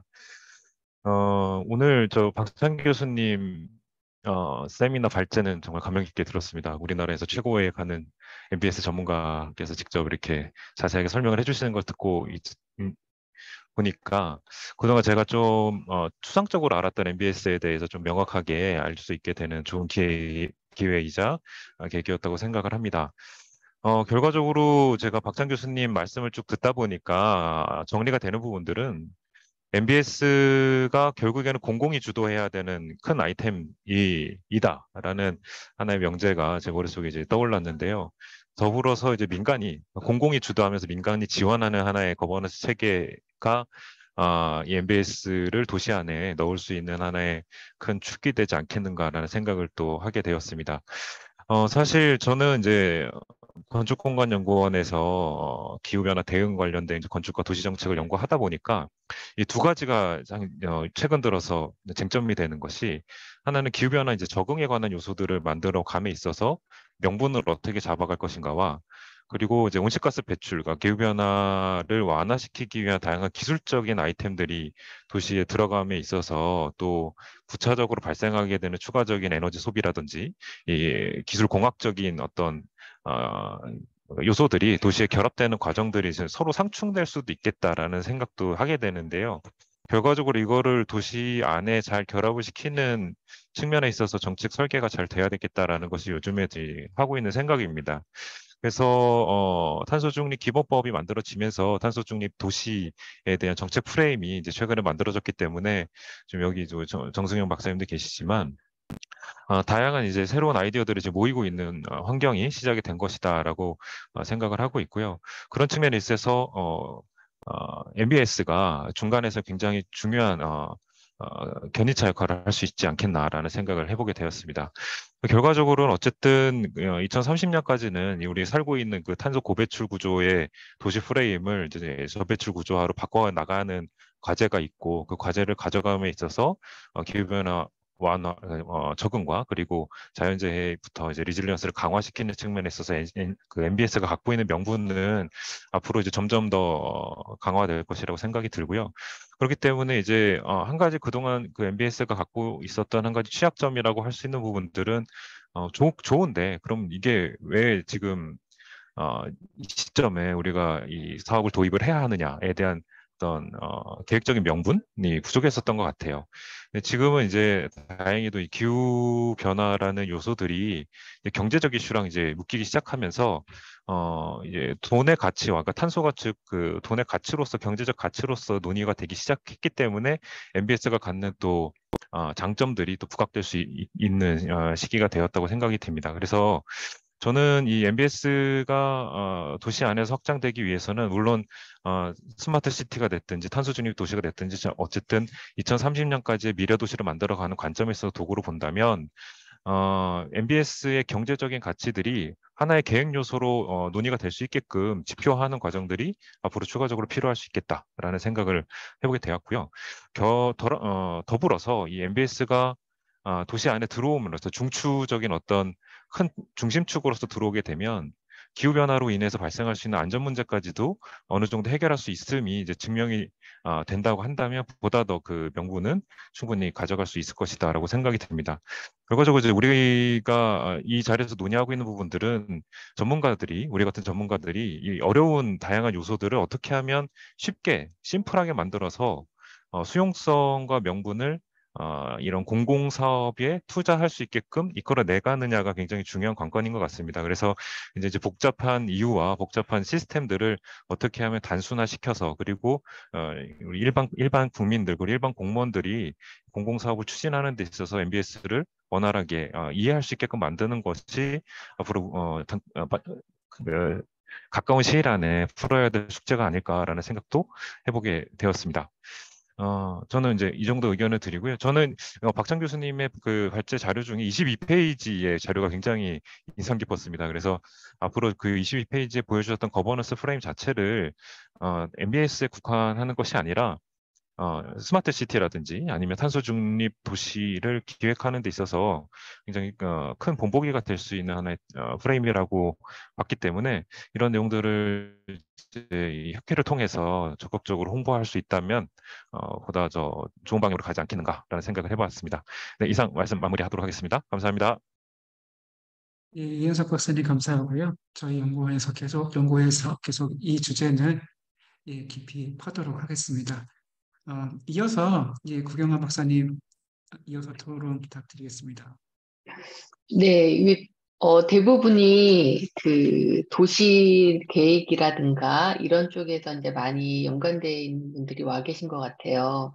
계획하고 기술적인 부분을 서포트하고, 근데 이제 저의 백그라운드는 생태학이고 생물 다양성이 좀 더 포커스가 되어 있는데, 내처 베이스 솔루션에 대한 국제 논의에서도 제가 사실 정부 대표단으로 참여는 하고 있습니다. 그래서 논의되는 것들을 이제 살펴보고 있는데, 내처베이스 솔루션이라는 이 MBS라는 개념은 국제사회에서 논의될 때 많이 유럽 연합이나 유럽 쪽에서 많이 밀고 있는 개념이라고 보여요. 그리고 EBA라든가 이렇게 생태계 베이스로 가는 것들은 좀 북미라든가 이제 다른 지역에서 많이 또 논의가 되기도 하고 그렇습니다. 그러나 그래서 이제 IUCN에서 MBS를 어떻게 하면 생태계를 복원하고 잘 관리해서 생물 다양성을 보존하며 생태계 서비스를 증진시키고 뭐 이런 개념들을 다 이제 넣어서 이제 새로운 이제 개념을 정립하고 이러면서 이제 발전시키고 있다고 보입니다. 이제 그런 부분에 있어서 이제 박찬범 교수님께서 이제 발표하시면서 나중에 생물 다양성을 많이 고려 못 하셨다고 얘기를 하셔가지고 네, 이제 많이 앞으로 되지 않을까 싶습니다. 근데 제가 이렇게 논의되는 걸 보고 각 국가에 어느 정도 이제 적용하는 걸 보면 이런 연구들이 이제 지속적으로 오래된 나라들 같은 경우에 제가 봤을 때는 생태계나 이런 자연 시스템 자체를 복원하는 걸로 점점 개념이 가는 게 아닌가 하는 생각을 합니다. 전체적으로 계획을 세울 때는 도시 하나 전체를 계획을 세우던 전 국토에 의해서 도시가 어디에 있어야 되고 어느 정도의 면적을 차지해야 되며 얼마만큼 나머지 지역들은 생태계나 이런 자연 기반으로 해서 탄소를 저장하고 흡수하기 위해서 복원되어야 될지, 생태계를 보존하고 이제 지속 가능하게 이용하기 위해서 복원돼야 될지, 국토 단위 전체로서도 이제 계획이 세워져야 될 거고요. 제가 봤을 땐 그거에 따라서 도시의 사이즈도 아마 어느 정도는 나중에 결정이 돼야 되지 않을까 싶고, 그리고 도시의 위치와 사이즈가 결정되면 그 도시에 대해서도 그 바운더리 내에 있는 도시는 전체적인 시스템 자체가 저는 복원이 되고 관리가 되는 게 MBS라고 생각을 합니다.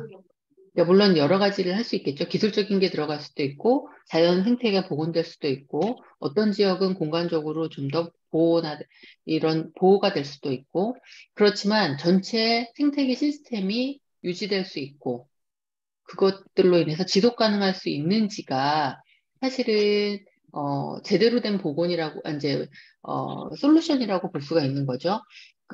그렇게 봤을 때 앞으로 이런 개념들이 이제 이렇게 부분 나눠져 있죠. 기후변화 관련돼서 연구하시는 쪽 다르고, 생물다이나 생태계 연구하시는 분들 좀 다르고, 다 나눠져 있는데, 시스템 전체를 본다 그러면 그것들이 다 하나의 프레임워크에서 연결될 수 있고, 그것이 제대로 운영되기 위해서는 아까 말씀하신 것처럼, 지금 뭐 환경정의라고도 하고, 기후정의라고도 하고, 이제 정의란 말을 많이 붙이고 있어요. 근데 어떤 공정성이라는 부분인데 그런 것들이 논의 안 될 수는 없을 겁니다.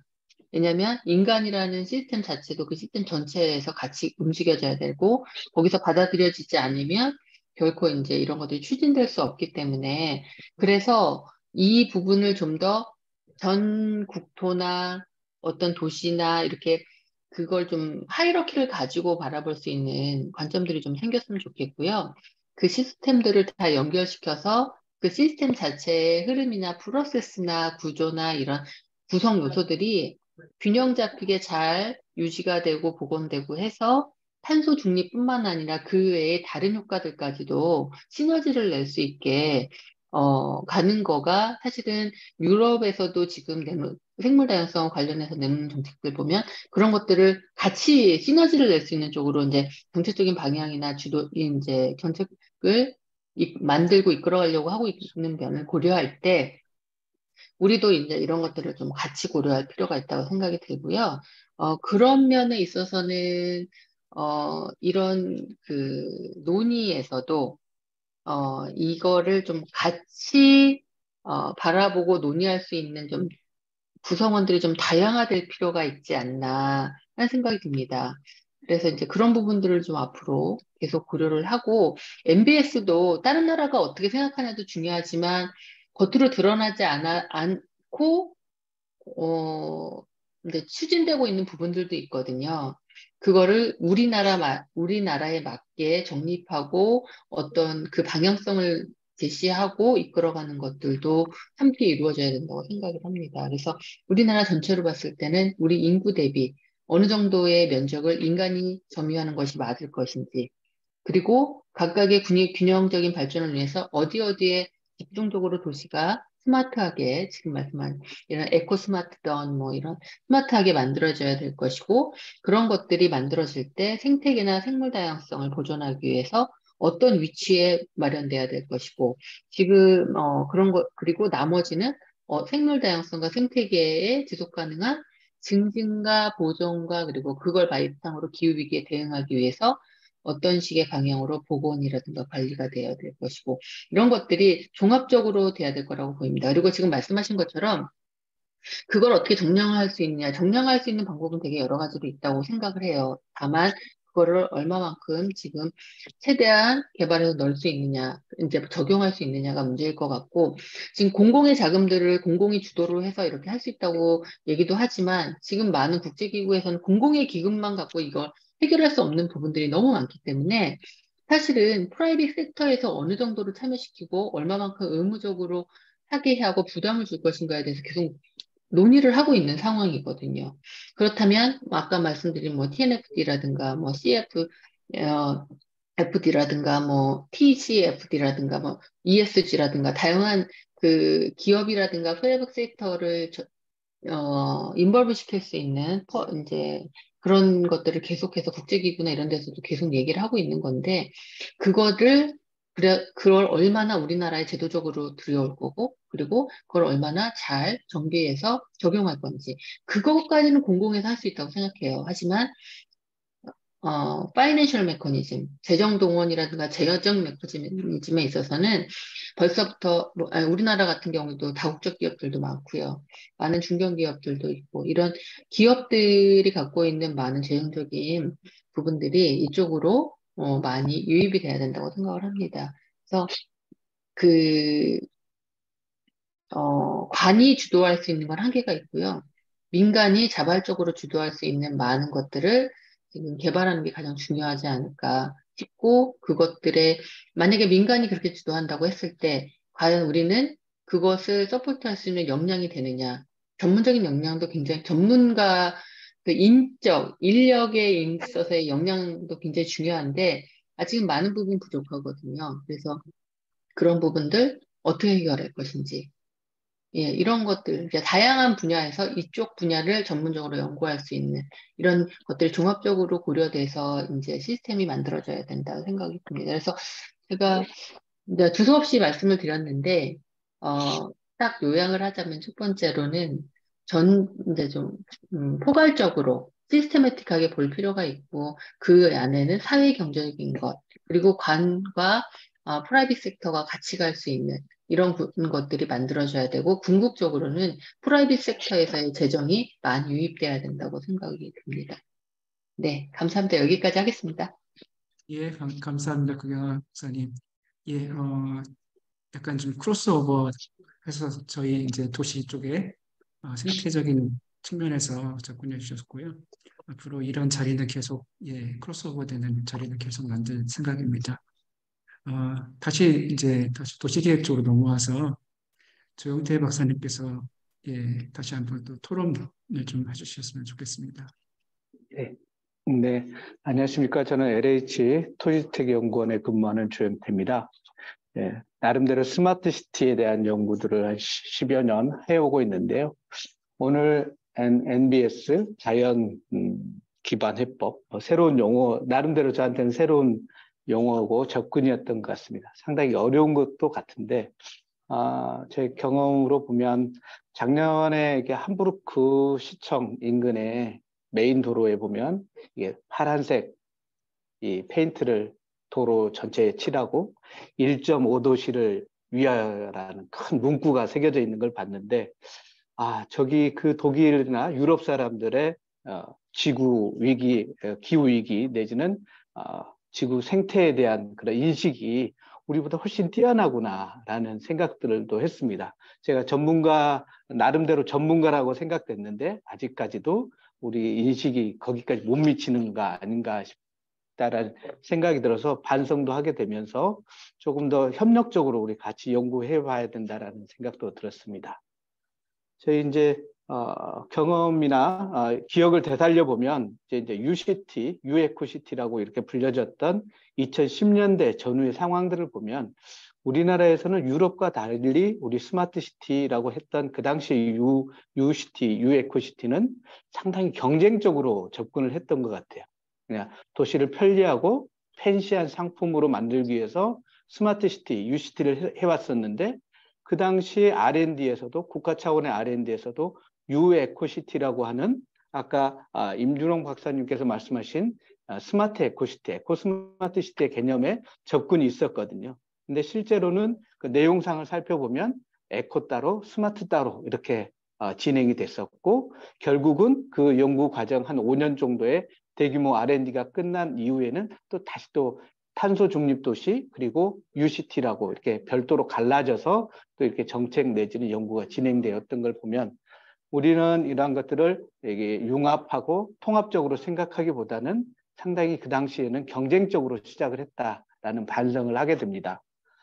이와 달리 유럽의 스마트 시티를 보면 유럽의 스마트 시티 기본 전략이라고 하는 EIP-SCC를 살펴보면 거기에는 이 기후변화에 기후위기에 대응하는 스마트 시티를 주문하고 전략적으로 제시를 하고 있고 세부적인 이런 기술들을 보면 거의 기본적으로 다루고 있는 분야들은 에너지, 그래서 뭐 건축물이라든가 도시에 대한 에너지를 다루고 있고 또 하나가 교통 분야에 대한 것들을 다루고 있습니다. 그래서 이러한 것들이 가장 기후위기에 대응할 수 있는 효과적인 기술이라고 판단을 하였고 이런 에너지와 교통의 문제를 해결할 수 있는 그리고 이것들을 효율적으로 해결하는 IT 기술을 접목하는 융복합시키는 것들을 유럽 차원의 스마트 시티라고 부르고 이것들을 한 10여 년간 해오고 있는데 이게 아마 오늘 이야기하시는 스마트 그린 시티 내지는 스마트 에코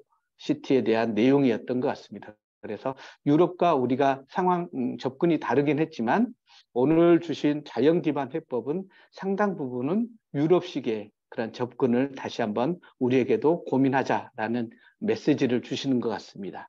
그래서 이런 것들을 다시 한번 이렇게 폭넓게 논의하고 뭐 오늘 오신 전공자들처럼 도시계획, 도시개발, 뭐 설계 그리고 건설에 있는 분들뿐만 아니라 조경이라든가 생태라든가 이런 다양한 부분들이 같이 머리를 맞대고 새로운 방향 그리고 전략을 짜는 게 중요하다라고 생각이 됩니다.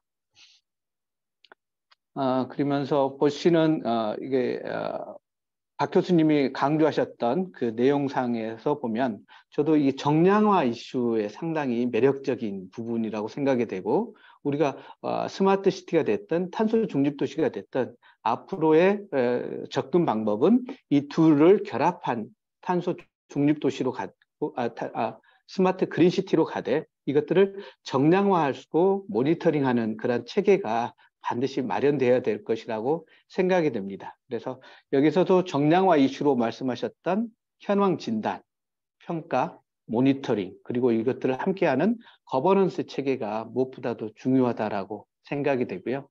이러한 것들이 향후에 우리 도시 사업이라든가 도시 개발 그리고 정비에 꼭 필요하다라고 생각이 됩니다.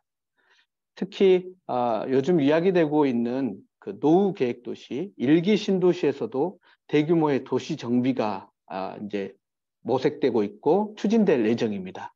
여기에는 무엇보다도 이제 탄소 관련해서 보면 탄소 배출을 최소화하고 탄소 흡수를 확대할 수 있는 이 탄소 중립 도시를 겨냥해야 되는데 이것들에 대한 평가 시스템, 모니터링 시스템을 가지고 정량하는 그런 툴이 반드시 만들어지고 시뮬레이션 될 필요가 있다고 생각이 됩니다. 특히 지금 논의되고 있는 것들을 보면 노후계획도시 특별법에 따르면 이 1기 신도시처럼 계획된 도시, 노후계획도시 그 자체만을 보고 내지는 단지 이 주거 단지 몇 개들을 결합해서 하는 그런 개발 방식, 정비 방식들만을 고민을 하고 있는데, 이것보다는 이것들을 포괄할 수 있는 지자체 전체 차원에서 노후계획 도시를 포함한 도시 전체 차원의 탄소 중립을 이룰 수 있는 그런 계획 체계, 정량화하는 그런 평가 체계가 반드시 필요하다라고 생각이 됩니다. 그리고 앞서 임준홍 박사님께서도 말씀하셨던 좀 개념적으로 우리도 한번 이쯤 와서는 스마트 시티, 그리고 스마트 그린 시티, 스마트 에코 시티, 다양하게 불릴 수도 있는데, 우리의 스마트 시티의 방향들, 그리고 탄소 중립 도시의 방향들도 함께 새롭게 만들어가는 그런 논의가 필요하다라고 생각이 됩니다. 그래서 저는 그러한 차원에서는 뭐 스마트 그린 시티도 좋고 스마트 에코 시티도 다 좋은데, 그런 결합되어 있는 기후 위기에 대응할 수 있는 스마트 시티라는 그런 합의된 방향을 가지고 함께 논의할 수 있었으면 좋겠다라는 그런 생각을 합니다.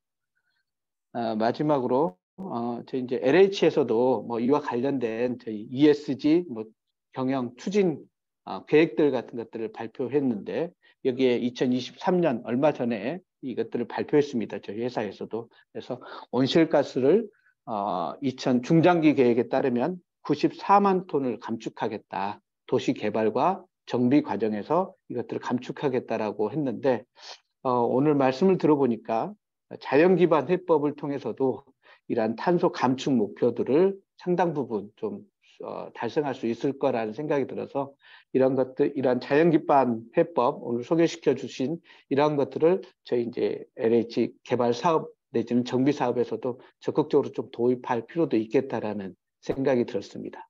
저는 오늘 뭐 토론보다는 좀 많이 공부하고 다시 반성하는 그러한 자리였던 것 같습니다. 오늘 초청해 주셔서 대단히 감사합니다. 예, 감사합니다. 조영태 박사님. 예, 구경아 박사님 혹시 말씀하실 게 있으신가요?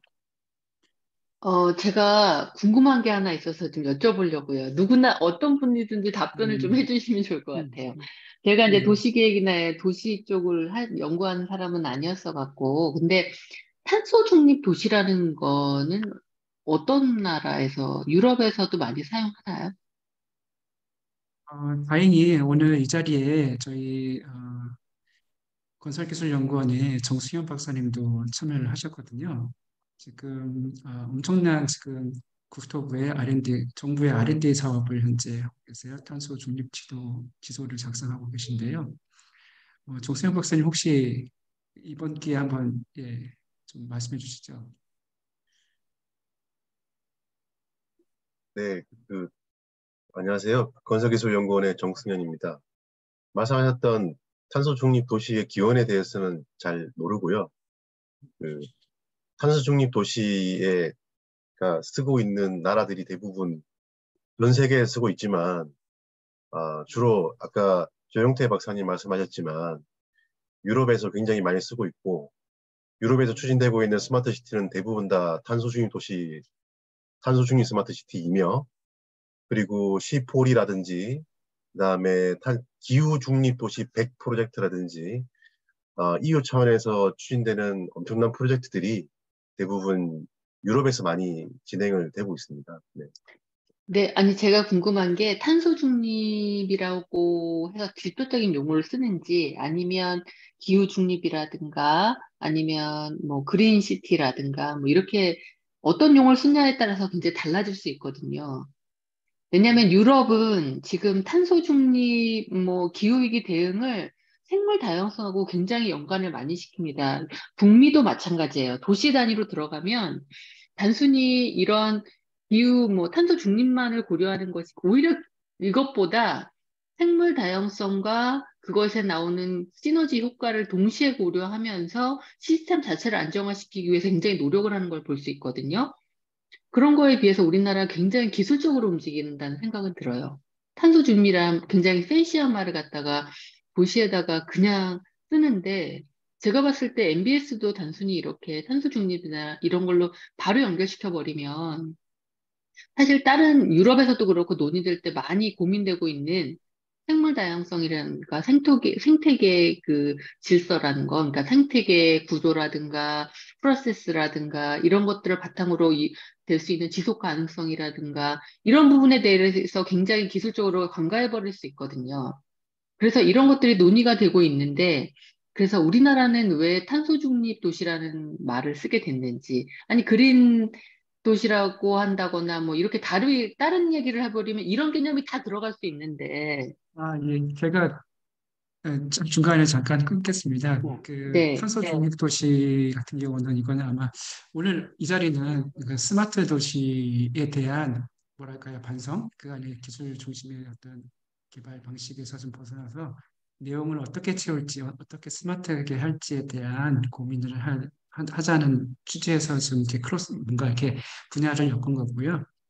탄소 중립 도시에 대한 사항은 아마 다음번에 한번 또 자리를 하면 안 될 생각입니다. 그래서 탄소 중립 도시가 현재 제대로 가고 있는지, 현 주소는 어떤지에 대한 사항은 아마 정수영 박사님 한번 좀 수고해 주시면 감사하겠고요. 예. 아, 제가 오히려 좀 드리고 싶었던 건 그거였어요. 지금서부터 여러분들 지금 참여하고 계신 모든 분들의 좀 토론에 참여하실 수 있으시고요. 제가 그 한 예. 가지 사례만 공유를 드릴게요. 그 구경학 박사님 말씀하신 거에 동의하고요. 맞는 말씀이시고, 제가 그 독일의 스마트 시티 관련해 가지고 협의를 갔는데, 그 사람들이 스마트 시티를 발표를 해야 되는데 스마트 시티를 발표하다 갑자기 MBS를 발표를 하는 거예요. 그리고 MBS를 발표를 하는데 스마트 시티 발표가 아니라 탄소 중립 발표를 하는 거예요. 그들한테는 그 친환경적이고 좋고 뭐 이렇게 자연적이고 이런 도시라고 하는 꼴은 똑같은 거고, 그거에 대한 방법론이 다 이렇게 다 연결돼 있다는 느낌이더라고요. 그래서 저도 그 독일에 있는 프라노프라고 하는 기관에 스마트 시티를 하는데 거기서 MBS라고 하는 프로젝트가 있거든요. 잊어먹었는데 스마트 시티 프로젝트 소개하는데 MBS 소개하고 탄소중 소개하고 이러더라고요. 그래서 그런 사례들이 굉장히 우리들은 굉장히 분절적이고 단절적으로 진행되는데 독일이나 이것들은 목적이 뚜렷하거든요. 친환경적이고 좋은 수준인데 그거의 방법론이 스마트 시티고 이거다 이런 식으로 이제 되고 있어서 그게 하나의 그 말씀하셨던 아마 핵심이었음이 아닌가 싶습니다. 네. 정세 박사님 말씀 감사드리고요. 이제 구경화 박사님이 앞으로 이제 스마트 시티 도시 계획에서 얘기되고 있는 것들에 대해서 좀 목소리를 높여야 할 시점이 아닌가 싶습니다. 이제 약간 좀 기술 중심으로 진행되었던 이런 잘못됐다고 하면 좀 이상하죠. 최근에 어떤 관행을 좀 벗어나서 방향성 중심으로 많이 갔으면 좋겠다는 생각이 들고 목적성이 좀 뚜렷했으면 좋겠다는 생각이 들고 요즘에 탄소 중립이 굉장히 중요한 이슈라서 그게 아마 방향성을 제시할 수 있는 주제라고 생각이 들어서 이렇게 자리를 마련했습니다. 예, 혹시 다른 분 혹시 그러니까 뭐 질문이거나 아니면은 또 말씀해 주실 수 있는 사항 있으시면 편하게 말씀해 주세요. 오늘은 다른 분들도 학습했다고 말씀하셨는데 정말 학습하는 서로 모르는 부분들을 학습할 수 있는 질문도 편하게 질문할 수 있는 자리입니다. 누가 뭐라고 할 수 있는 그런 자리는 아니니까요. 편하게 질문해 주세요. 저기 아까 채팅방에 네. MBS하고 그린 인프라하고 무슨 차이가 아, 있느냐는 질문이 하나 들어왔었어요. 그린 인프라는 MBS의 정말 그 많은 저거 중에 하나의 방법일 수 있습니다. 전체 시스템을 보완한다고 하면, 자연 기반으로 해서 전체 시스템을 개발한다고 하면, 어떤 부분은 인위적으로 그린 인프라를 적용할 수도 있습니다. 그 단계에 따라서. 그렇지만 그거는 하나의 아주, 아주 일부의 방법에 들어간다고 할 수가 있다고 말씀드릴 수 있을 것 같아요. 네. 답변 감사합니다. 제가 채팅은 못 봤거든요. 제가 잠시 네, 아까, 진행하다가 네, 착 떠가지고 제가 기억이 나서, 네, 궁금해 네. 하시는 것 같아서, 네, 답변 드렸습니다. 선 교수님도 채팅으로 답변 주셔서 감사드리고요. 또 편하게 이렇게 그 채팅을 안 하셔도 직접 이렇게 말씀해 주셔도 상관없습니다. 그러면 제가 하나 좀 더 좀 말씀드리고 싶은 게 그 저희가 요즘에 이제 환경과 공간에 대한 연계를 많이 얘기하고 있잖아요. 이제 환경과 공간의 연계 그리고 또 도시계획의 방향성이 좀 더 효율적이고 효과적으로 변화해야 된다라고 생각을 하고 있고 그리고 그걸 위해서는 기술이 그간 발전되어 있는 기술들이 접목될 필요가 있다. 그리고 그 접목되는 과정에서 현재 이거는 정수영 박사님 오히려 좀 드리는 질문일 수 있는데요. 현재 저희가 탄소 모니터링을 하고 있어요. 근데 탄소 모니터링은 저도 이번에 다른 과제를 하면서 느낀 건데 굉장히 직접 배출에 중심적으로 모니터링하고 있어요. 얼마나 생산을 했는지 이런 것들을 중심으로 되어 있고 간접 배출, 소위 말하는 간접 배출이라면 도시에서 어떻게 뭐랄까요, 좀 공간을 더 효과적으로 아니면 더 자연 기반으로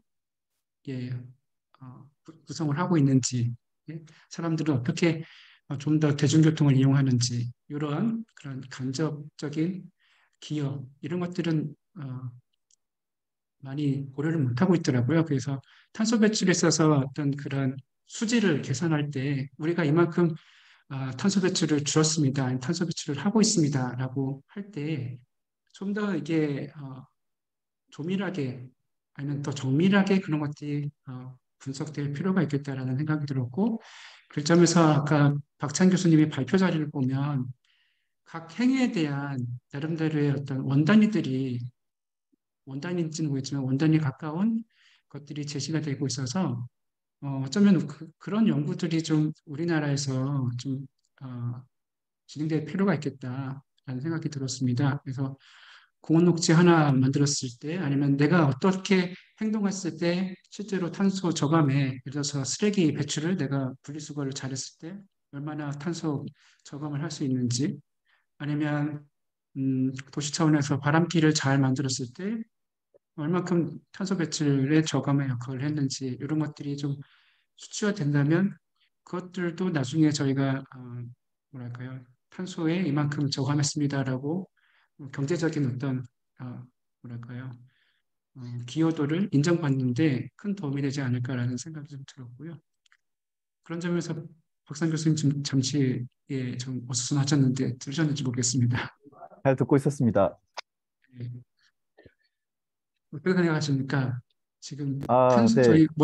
저희 국내에서의 어떤 각종 도시 활동, 도시 계획적인 디자인이라든가 이런 것들에 대해서 나름대로의 원단위 것들이 좀 개발되고 있는지 제가 궁금하거든요. 네, 뭐 노력 많이 하고 있고 지금 뭐 국내에도 뭐 신진 연구자들이 많이 생기면서 그런 원단위 분석이나 이런 것들 굉장히 잘 해나가고 있는 것 같거든요.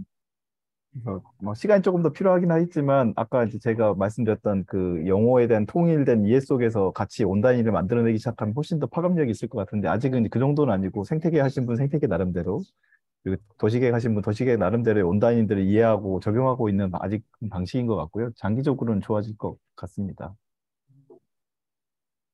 그리고 이현석 박사님 말씀하신 그런 탄소가 경제와 연동이 된다면 굉장히 더 파급력이 있을 것 같고요. 그러면 민간에서의 어떤 참여, 그런 관련된 기술 개발이 더 가속화될 수 있겠다는 생각이 들어요. 그래서 그것들을 인정받을 수 있는 형태의 어떤 기준들이 빨리 마련됐으면 좋겠다라는 생각이 들고요. 네. 다른 분도 혹시 또 궁금한 사항 있으면 저희가 스마트 시티 기술을 개발하는데 어떤 기술을 먼저 개발을 해야 될지 스마트할 수 있을지 제가 봤을 때는 스마트한 기술을 개발은 탄소 저감할 수 있는 기술들을 도시 속 공간에서 어떻게 어떤 기술을 개발해서 적용할 수 있을지를 개발해서 그걸 도시 공간에 적용하면 굉장히 좋은 기술과 그다음에 우리가 원하는 목표와의 연결이 되지 않을까라는 생각이 들거든요. 예. 다른 분들은 말씀하십시오. 김용롱 선생님. 네, 안녕하십니까. 저 과천대학교 스마트시티학과의 김용롱이라고 합니다.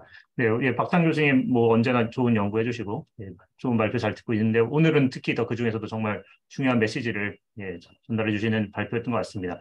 자, 뭐 학기 중에는 좀 이제 뭐 바쁘다는 핑계로 주로 뭐 논문 같은 것도 보느라 바쁘다는 핑계로 책을 잘 못 읽다가 최근에 좀 제 연구 분야는 아니지만은 그래도 좀 관심을 가지고 좀 레이첼 카슨의 침묵의 봄이라는 책을 좀 다시 읽게 됐어요. 근데 거기서 저는 처음에는 그 책이 제가 제대로 읽기 전에는 그냥 뭐 DDT에 대한 어떤 위험성 이런 거라고 되게 잘못 이해를 하고 있었는데 사실 오늘 해주셨던 어떤 자연 기반 해법 이런 커다란 메시지를 주던 책이더라고요. 그래서 그 책에서 예, 던져주는 그런 메시지가 상당히 예, 같은 맥락에 있다는 생각이 들었고요. 그래서 이제 궁극적으로 추구해야 될 큰 방향이라는 부분에서는 예, 제가 오늘 정말 잘 이해를 했습니다. 근데 그게 어쨌든 뭐 도시계획 그다음 뭐 어떤 기업 이런 차원까지 내려오면은 사실 이제 현실에서 예, 상당히 이제 복잡한 부분들이 많이 발생한다고 생각하는데요. 그래서 아주 단순하게 생각하면은 사실 이제 탄소의 배출이라는 거는 이제 배출원은 어쨌든 이제 추적을 할 수가 있잖아요. 그것도 사실 그전까지 많이 어려웠지만은 그거를 이제 많이 이제 추적을 하게 되면서 어떤 그 뭐 세금의 방식이든 어떤 여러 가지 방식으로 그래서 그 탄소 배출을 저감하도록 그걸 뭐 충분히 이제 유도할 수 있는 여러 가지 방안이 이제 모색이 됐다고 생각합니다. 근데 이제 자연 기반 해법이라는 거는 결국에는 예, 어떤 상당히 이제 적극적인 사업인 거잖아요.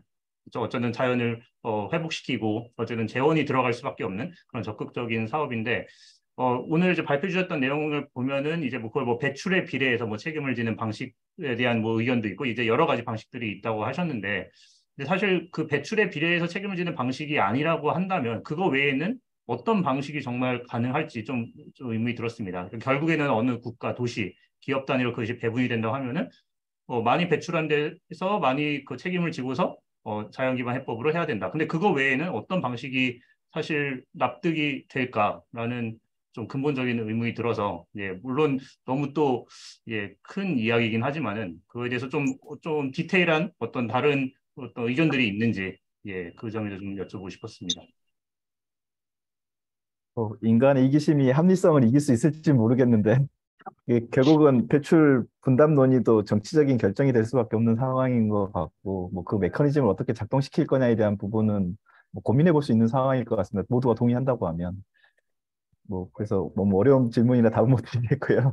저는 아까 스마트 시티 뭐 이런 용어에 대한 이해 이런 것들을 굉장히 많이 되셨던 것 같은데 제가 최근에 이제 정리하고 있는 방식은 결국 이제 사회는 전문 분야라고 하는 건 없고 문제 중심으로 뭉쳐가고 있는 것 같거든요. 여기에 제도를 잘하는 사람, 뭐 생물을 잘하는 사람, 환경을 잘하는 사람들이 합심해서 어떻게 풀어갈 거냐에 대한 거고 스마트 시티는 저는 그래서 그런 맥락에서 보면 안전성이나 편의성을 높이는 방식으로 문제를 해결한다고 봐요.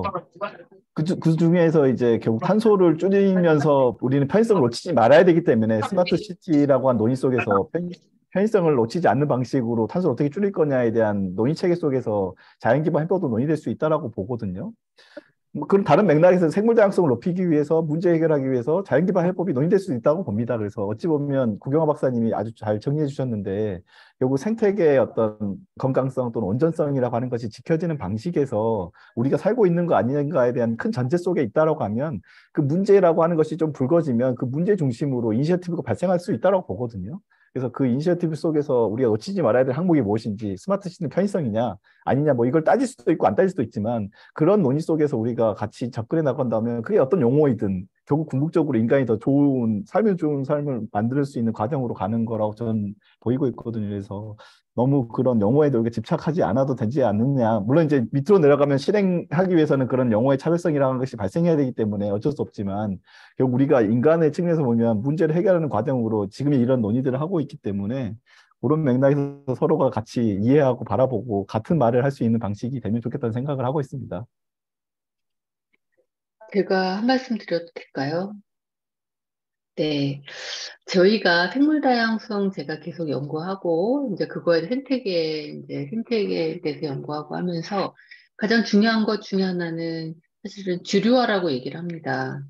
이게 왜냐면, 경제적으로 바로바로 수치화될 수 없기 때문에 사실 수치화하는 게 역작용을 할 수도 있는 경우도 많기 때문에 사실은 담론이 이런 지속 가능한 사회라든가 이런 담론들이 많이 사회에서 이제 나누어지고 그 결과로 그러니까 아까 독일 갔을 때 막 이런 게 굉장히 중요하구나 이런 것들을 보셨던 것처럼 사회 전반적으로 이게 정말 중요하다라는 것들이 그냥 깔리고 가야 되는 부분들이 있습니다, 사실은. 그래서 저는 우리가 모두 지금 이 세대에 제가 가장 중요하다고 자꾸 강조하는데 돈도 안 되고 아무것도 안 되는 걸 자꾸 주장해서 사람들이 안 좋아하긴 합니다만 그 교육 시스템을 좀 계속 움직여야 된다고 생각을 합니다. 왜냐면 저는 그게 뭐 생물학, 뭐 생태학 이런 것들이 아니라 기본적으로는 인문학적인 소양들이, 어, 그러니까 생명이라는 걸 바라보는 거, 그리고 그런 것들을 위해서 인간 사회가 어떻게 움직여야 되고, 이런 것들에 대한 것들이 우리 교육 시스템에 제대로 안착이 되지 않으면 우리는 아마 선진국으로 가서 그들이 갖고 있는 그런 마인드를 가지고 자연과 사람을 바라보는 그런 사회를 과연 만들어낼 수 있을까? 저는 그런 생각이 듭니다. 사실 어린애들이 정말 어, 어른보다 훨씬 나은 얘기를 하는 그 선진국의 아이들을 보면서 항상 이 교육의 힘인 건데 이런 것들이 저런 애들이 커서 크고 나면 사실 경제적인 거나 이런 이 자본주의 사회에 또 물이 들고 이러면서도 밑에 이미 깔려 있는 게 있기 때문에 갖고 가는 어떤 합의되는 부분들이 있다라는 것을 항상 느끼거든요. 그래서 사실은 이렇게 전문가 그룹에서 그리고 교육계에서 지속적으로 이 부분에 대해서는 미래 세대에 대해서 계속 투자하고 이런 것들을 계속 얘기하는 그런 것들은 계속 만들어 나가야 될 거라고 보입니다. 지금 당장 바뀔 수 있고 당장 해결될 수 있는 문제가 아니라고 저는 생각이 들고요.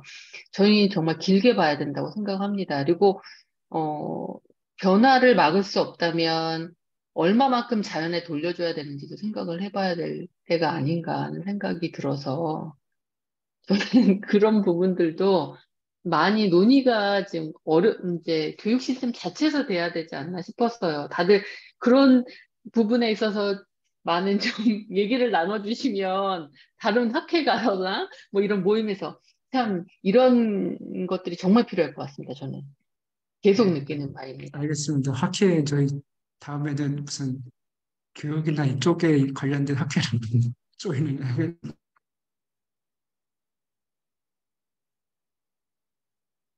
있으시면 주세요. 혹시 보시면 구 박사님이 말씀하시는 그런 기후, 생물 다양성, 그리고 기후 위기, 뭐 탄소 중립 이런 것들이 어떻게 보면 우리가 급한 순서대로 그리고 눈에 보이고 절실한 순서대로 우선 좀 논의하고 있지 않나라는 생각이 들어서 아마 생물 다양성 같은 경우는 이렇게 좀 길게 보고 지금은 아직은 당장 급하지 않다라고 많은 사람들이 좀 생각을 하고 있지 않을까라는 생각이 듭니다. 그래서 탄소 중립 같은 경우도 뭐 탄소 중립에서 나오는 기후 변화, 기후 위기 같은 경우도 예전에 그냥 단순히 기후 변화라고 했던 것들을 폭염, 뭐 홍수, 뭐 이런 것들이 되면서 기후 위기라고 해서 절실하게 느끼고 그것들을 위해서 가장 지금 탄소 중립이 가장 효과적이다라고 인식이 되어 가서 아마 그것들에 대한 논의들 그리고 우리가 집중을 우선 하고 있지 않나라는 생각이 들었습니다. 그래서 그런 것들을 조금 폭넓고 장기적으로 보는 그런 시각들도 중요하지만 많은 사람은 우선은 좀 급하고 좀 위기 상황을 대처할 수 있는 그러한 논의들이 먼저 되고 있다라는 생각이 들었습니다. 이건 좀 다른 이야기인데 아까 이제 비용 말씀하셨는데 아마 2018년 정도로 기억을 하는데요. 피포지라는 국제 행사가 있었습니다. 이 파트너십 포 그린 그로스의 약자인데요.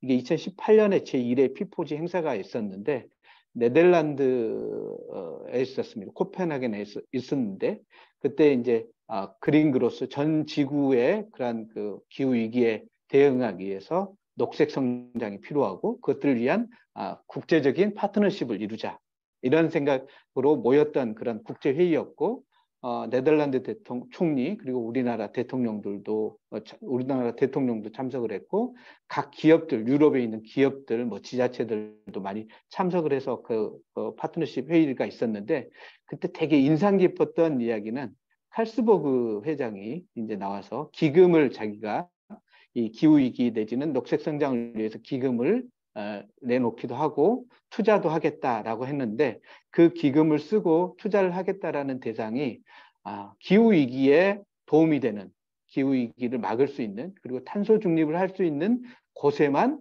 자기는 이제 투자를 하겠다라고 이렇게 맥주 기업하는 이 기업체 회장님이 그런 식의 이게 발표를 하시는 거 보고 상당히 조금은 좀 약간 생소하면서도 되게 선진적인 그런 생각이다라는 것들을 느꼈습니다. 그래서 앞으로는 우리가 뭐 지금 이야기했던 뭐 이게 자연 기반 해법을 통해서 탄소 중립 내지는 이런 것들이 좀 급하다고 생각이 되면 향후에 도시 개발이나 정비에서 탄소 중립을 이루지 않으면 뭐 조금 더 포괄적으로 하면 환경적인 생태적인 타당성을 확보하지 않으면 이제 그런 개발이라든가 인간의 행위가 불가능하게 이렇게 협의되지 않을까라는 생각도 들고 그것들을 하기 위해서는 비용을 많이 뭐 지불을 한다든가 아예 행위를 못하게 하는 그런 미래의 그런 조치들이 있지 않을까라는 생각도 듭니다. 그래서 뭐 조금은 중단기적으로 생각해 보면 아마 탄소 중립을 하는 것들을 모니터링을 해서 이러한 개발 정비 계획이라든가 개발 계획 이런 것들에 대한 평가 내지는 인허가가 먼저 진행되지 않을까 이런 생각들도 해봅니다.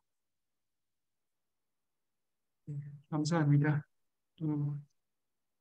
저는 아까 발표를 들으면서 또 벽찬 교수님께서 지금 기술 발전과 관련해서 전기화를 말씀하셨어요.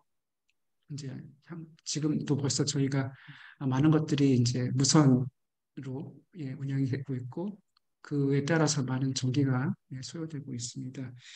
근데 이 스마트 시티라는 것이 보면 굉장한 많은 데이터를 생성을 시키고 그 데이터를 데이터 센터에 모아놓고서 연산을 시켜서 어떤 현재 있는 사회적인 뭐 시설이라든가 이런 것들 서비스 이런 것들을 최적화하는 그런 과정이라고 생각되는데 실제로 저희가 사용되고 있는 데이터들이 얼마나 될지 생성되는 데이터에 대해서 비해서 실제로 얼만큼 사용을 하고 있는지를 봤을 때는 굉장히 효율이 높지 않나라는 생각이 들어요. 그리고 또 같이 생각할 수 있는 게 데이터 센터를 운영하기 위해서 굉장한 에너지가 전력이 소모되고 있거든요. 그 얘기는 이제 스마트 시티가 탄소 중립의 입장에서 봤을 때는 굉장히 에너지를 먹어치우는 탄소를 배출시키는 하마 같은 존재일 수도 있겠다라는 생각이 들어요.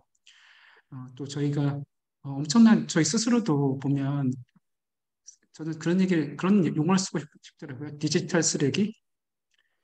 굉장히 많은 데이터들을 축적하거나 생성을 시키고 그게 어디 있는지 모르겠지만 필요하다고 생각해서 계속 쌓아둬요. 하지만 우리가 뭐 이렇게 집착층 있잖아요. 집착층처럼 집에 막 쓰레기를 쌓아놓는 것처럼 쌓아놓지만 쓰지는 못하는 그리고 그러는 의미에서 굉장히 저희는 소비를 하고 있는 거죠. 엄청난 탄소 소비를 하고 있는 거죠. 그래서 그런 거에 대안으로 이제 아마 저 이제 뭔가 대안을 찾아야겠고 그러한 대안으로서 디지털 쓰레기를 최소화하고 쓸데없는 디지털 어떤 데이터의 생산을 위해서 생산과 관리에 필요한 에너지를 줄일 수 있는 방법으로서는 여러 가지 대안이 있겠지만 오늘 이 자리에서 얘기했던 자연 기반의 그러니까 저는 자연 기반 해법을 어떻게 간단하게 설명하고 싶냐면 자연에 순응하는 계획 기법, 최대한 자연이 바람을 불면 그 바람을 역행하지 않고 그 바람을 이용하고 비가 오면 비를 잘 이용해서 흘려보내고 바로 보내지 않고 대신에 그런 어떤 문제가 생기지 않도록 재해라든가 재해가 생기지 않는 선에서 자연에 순응하는 삶 또는 자연에 순응하는 계획 이게 자연 기법 해법이 아닌가 싶습니다. 그래서 오늘 뭐 여러 가지 많은 이야기가 있었는데요. 혹시 더 마지막으로 또 혹시 최찬용 사장님 혹시 마지막으로 뭐 하실 말씀 있으실 것 같은데. 제가 마지막으로 얘기할 정도의 수준이 못 되고, 아까 이 회의를 끄고 근무 시간 중이라서 잠깐 불량 학생으로 제대로 충분히 배우는 자세가 좀 부족했던 점에 대해서 먼저 말씀을 드리고요. 오늘 이렇게 이제 아까 발표해 주신 내용이나 토론 주신 내용에서 발표해 주신 내용 중에서 탄소 중립과 관련돼서 사실 이거는 탄소 중립은 뭐 지금은 사회적 동의 여부하고 관계없이 또 뭐 회피가 불가한 또 메가 트렌드로서의 어떤 그런 의미가 갖고 있는데 이걸 접근하는 방식으로 MBS 오늘 아주 새로운 생각을 좀 들었습니다. 그런데 발표하신 내용이나 말씀들 중에서 이제 도시개발 업무를 이제 계획 또 개발 업무를 한 4, 5년 계속 해오는 사람인데 느껴지는 게 비용 최적화 또 정량화 그다음에 이제 언급되지 않았지만 이제 그 정책적인 유인 수단 뭐 이런 부분에 관해서 조금 좀 생각을 하는 계기가 된 것 같습니다.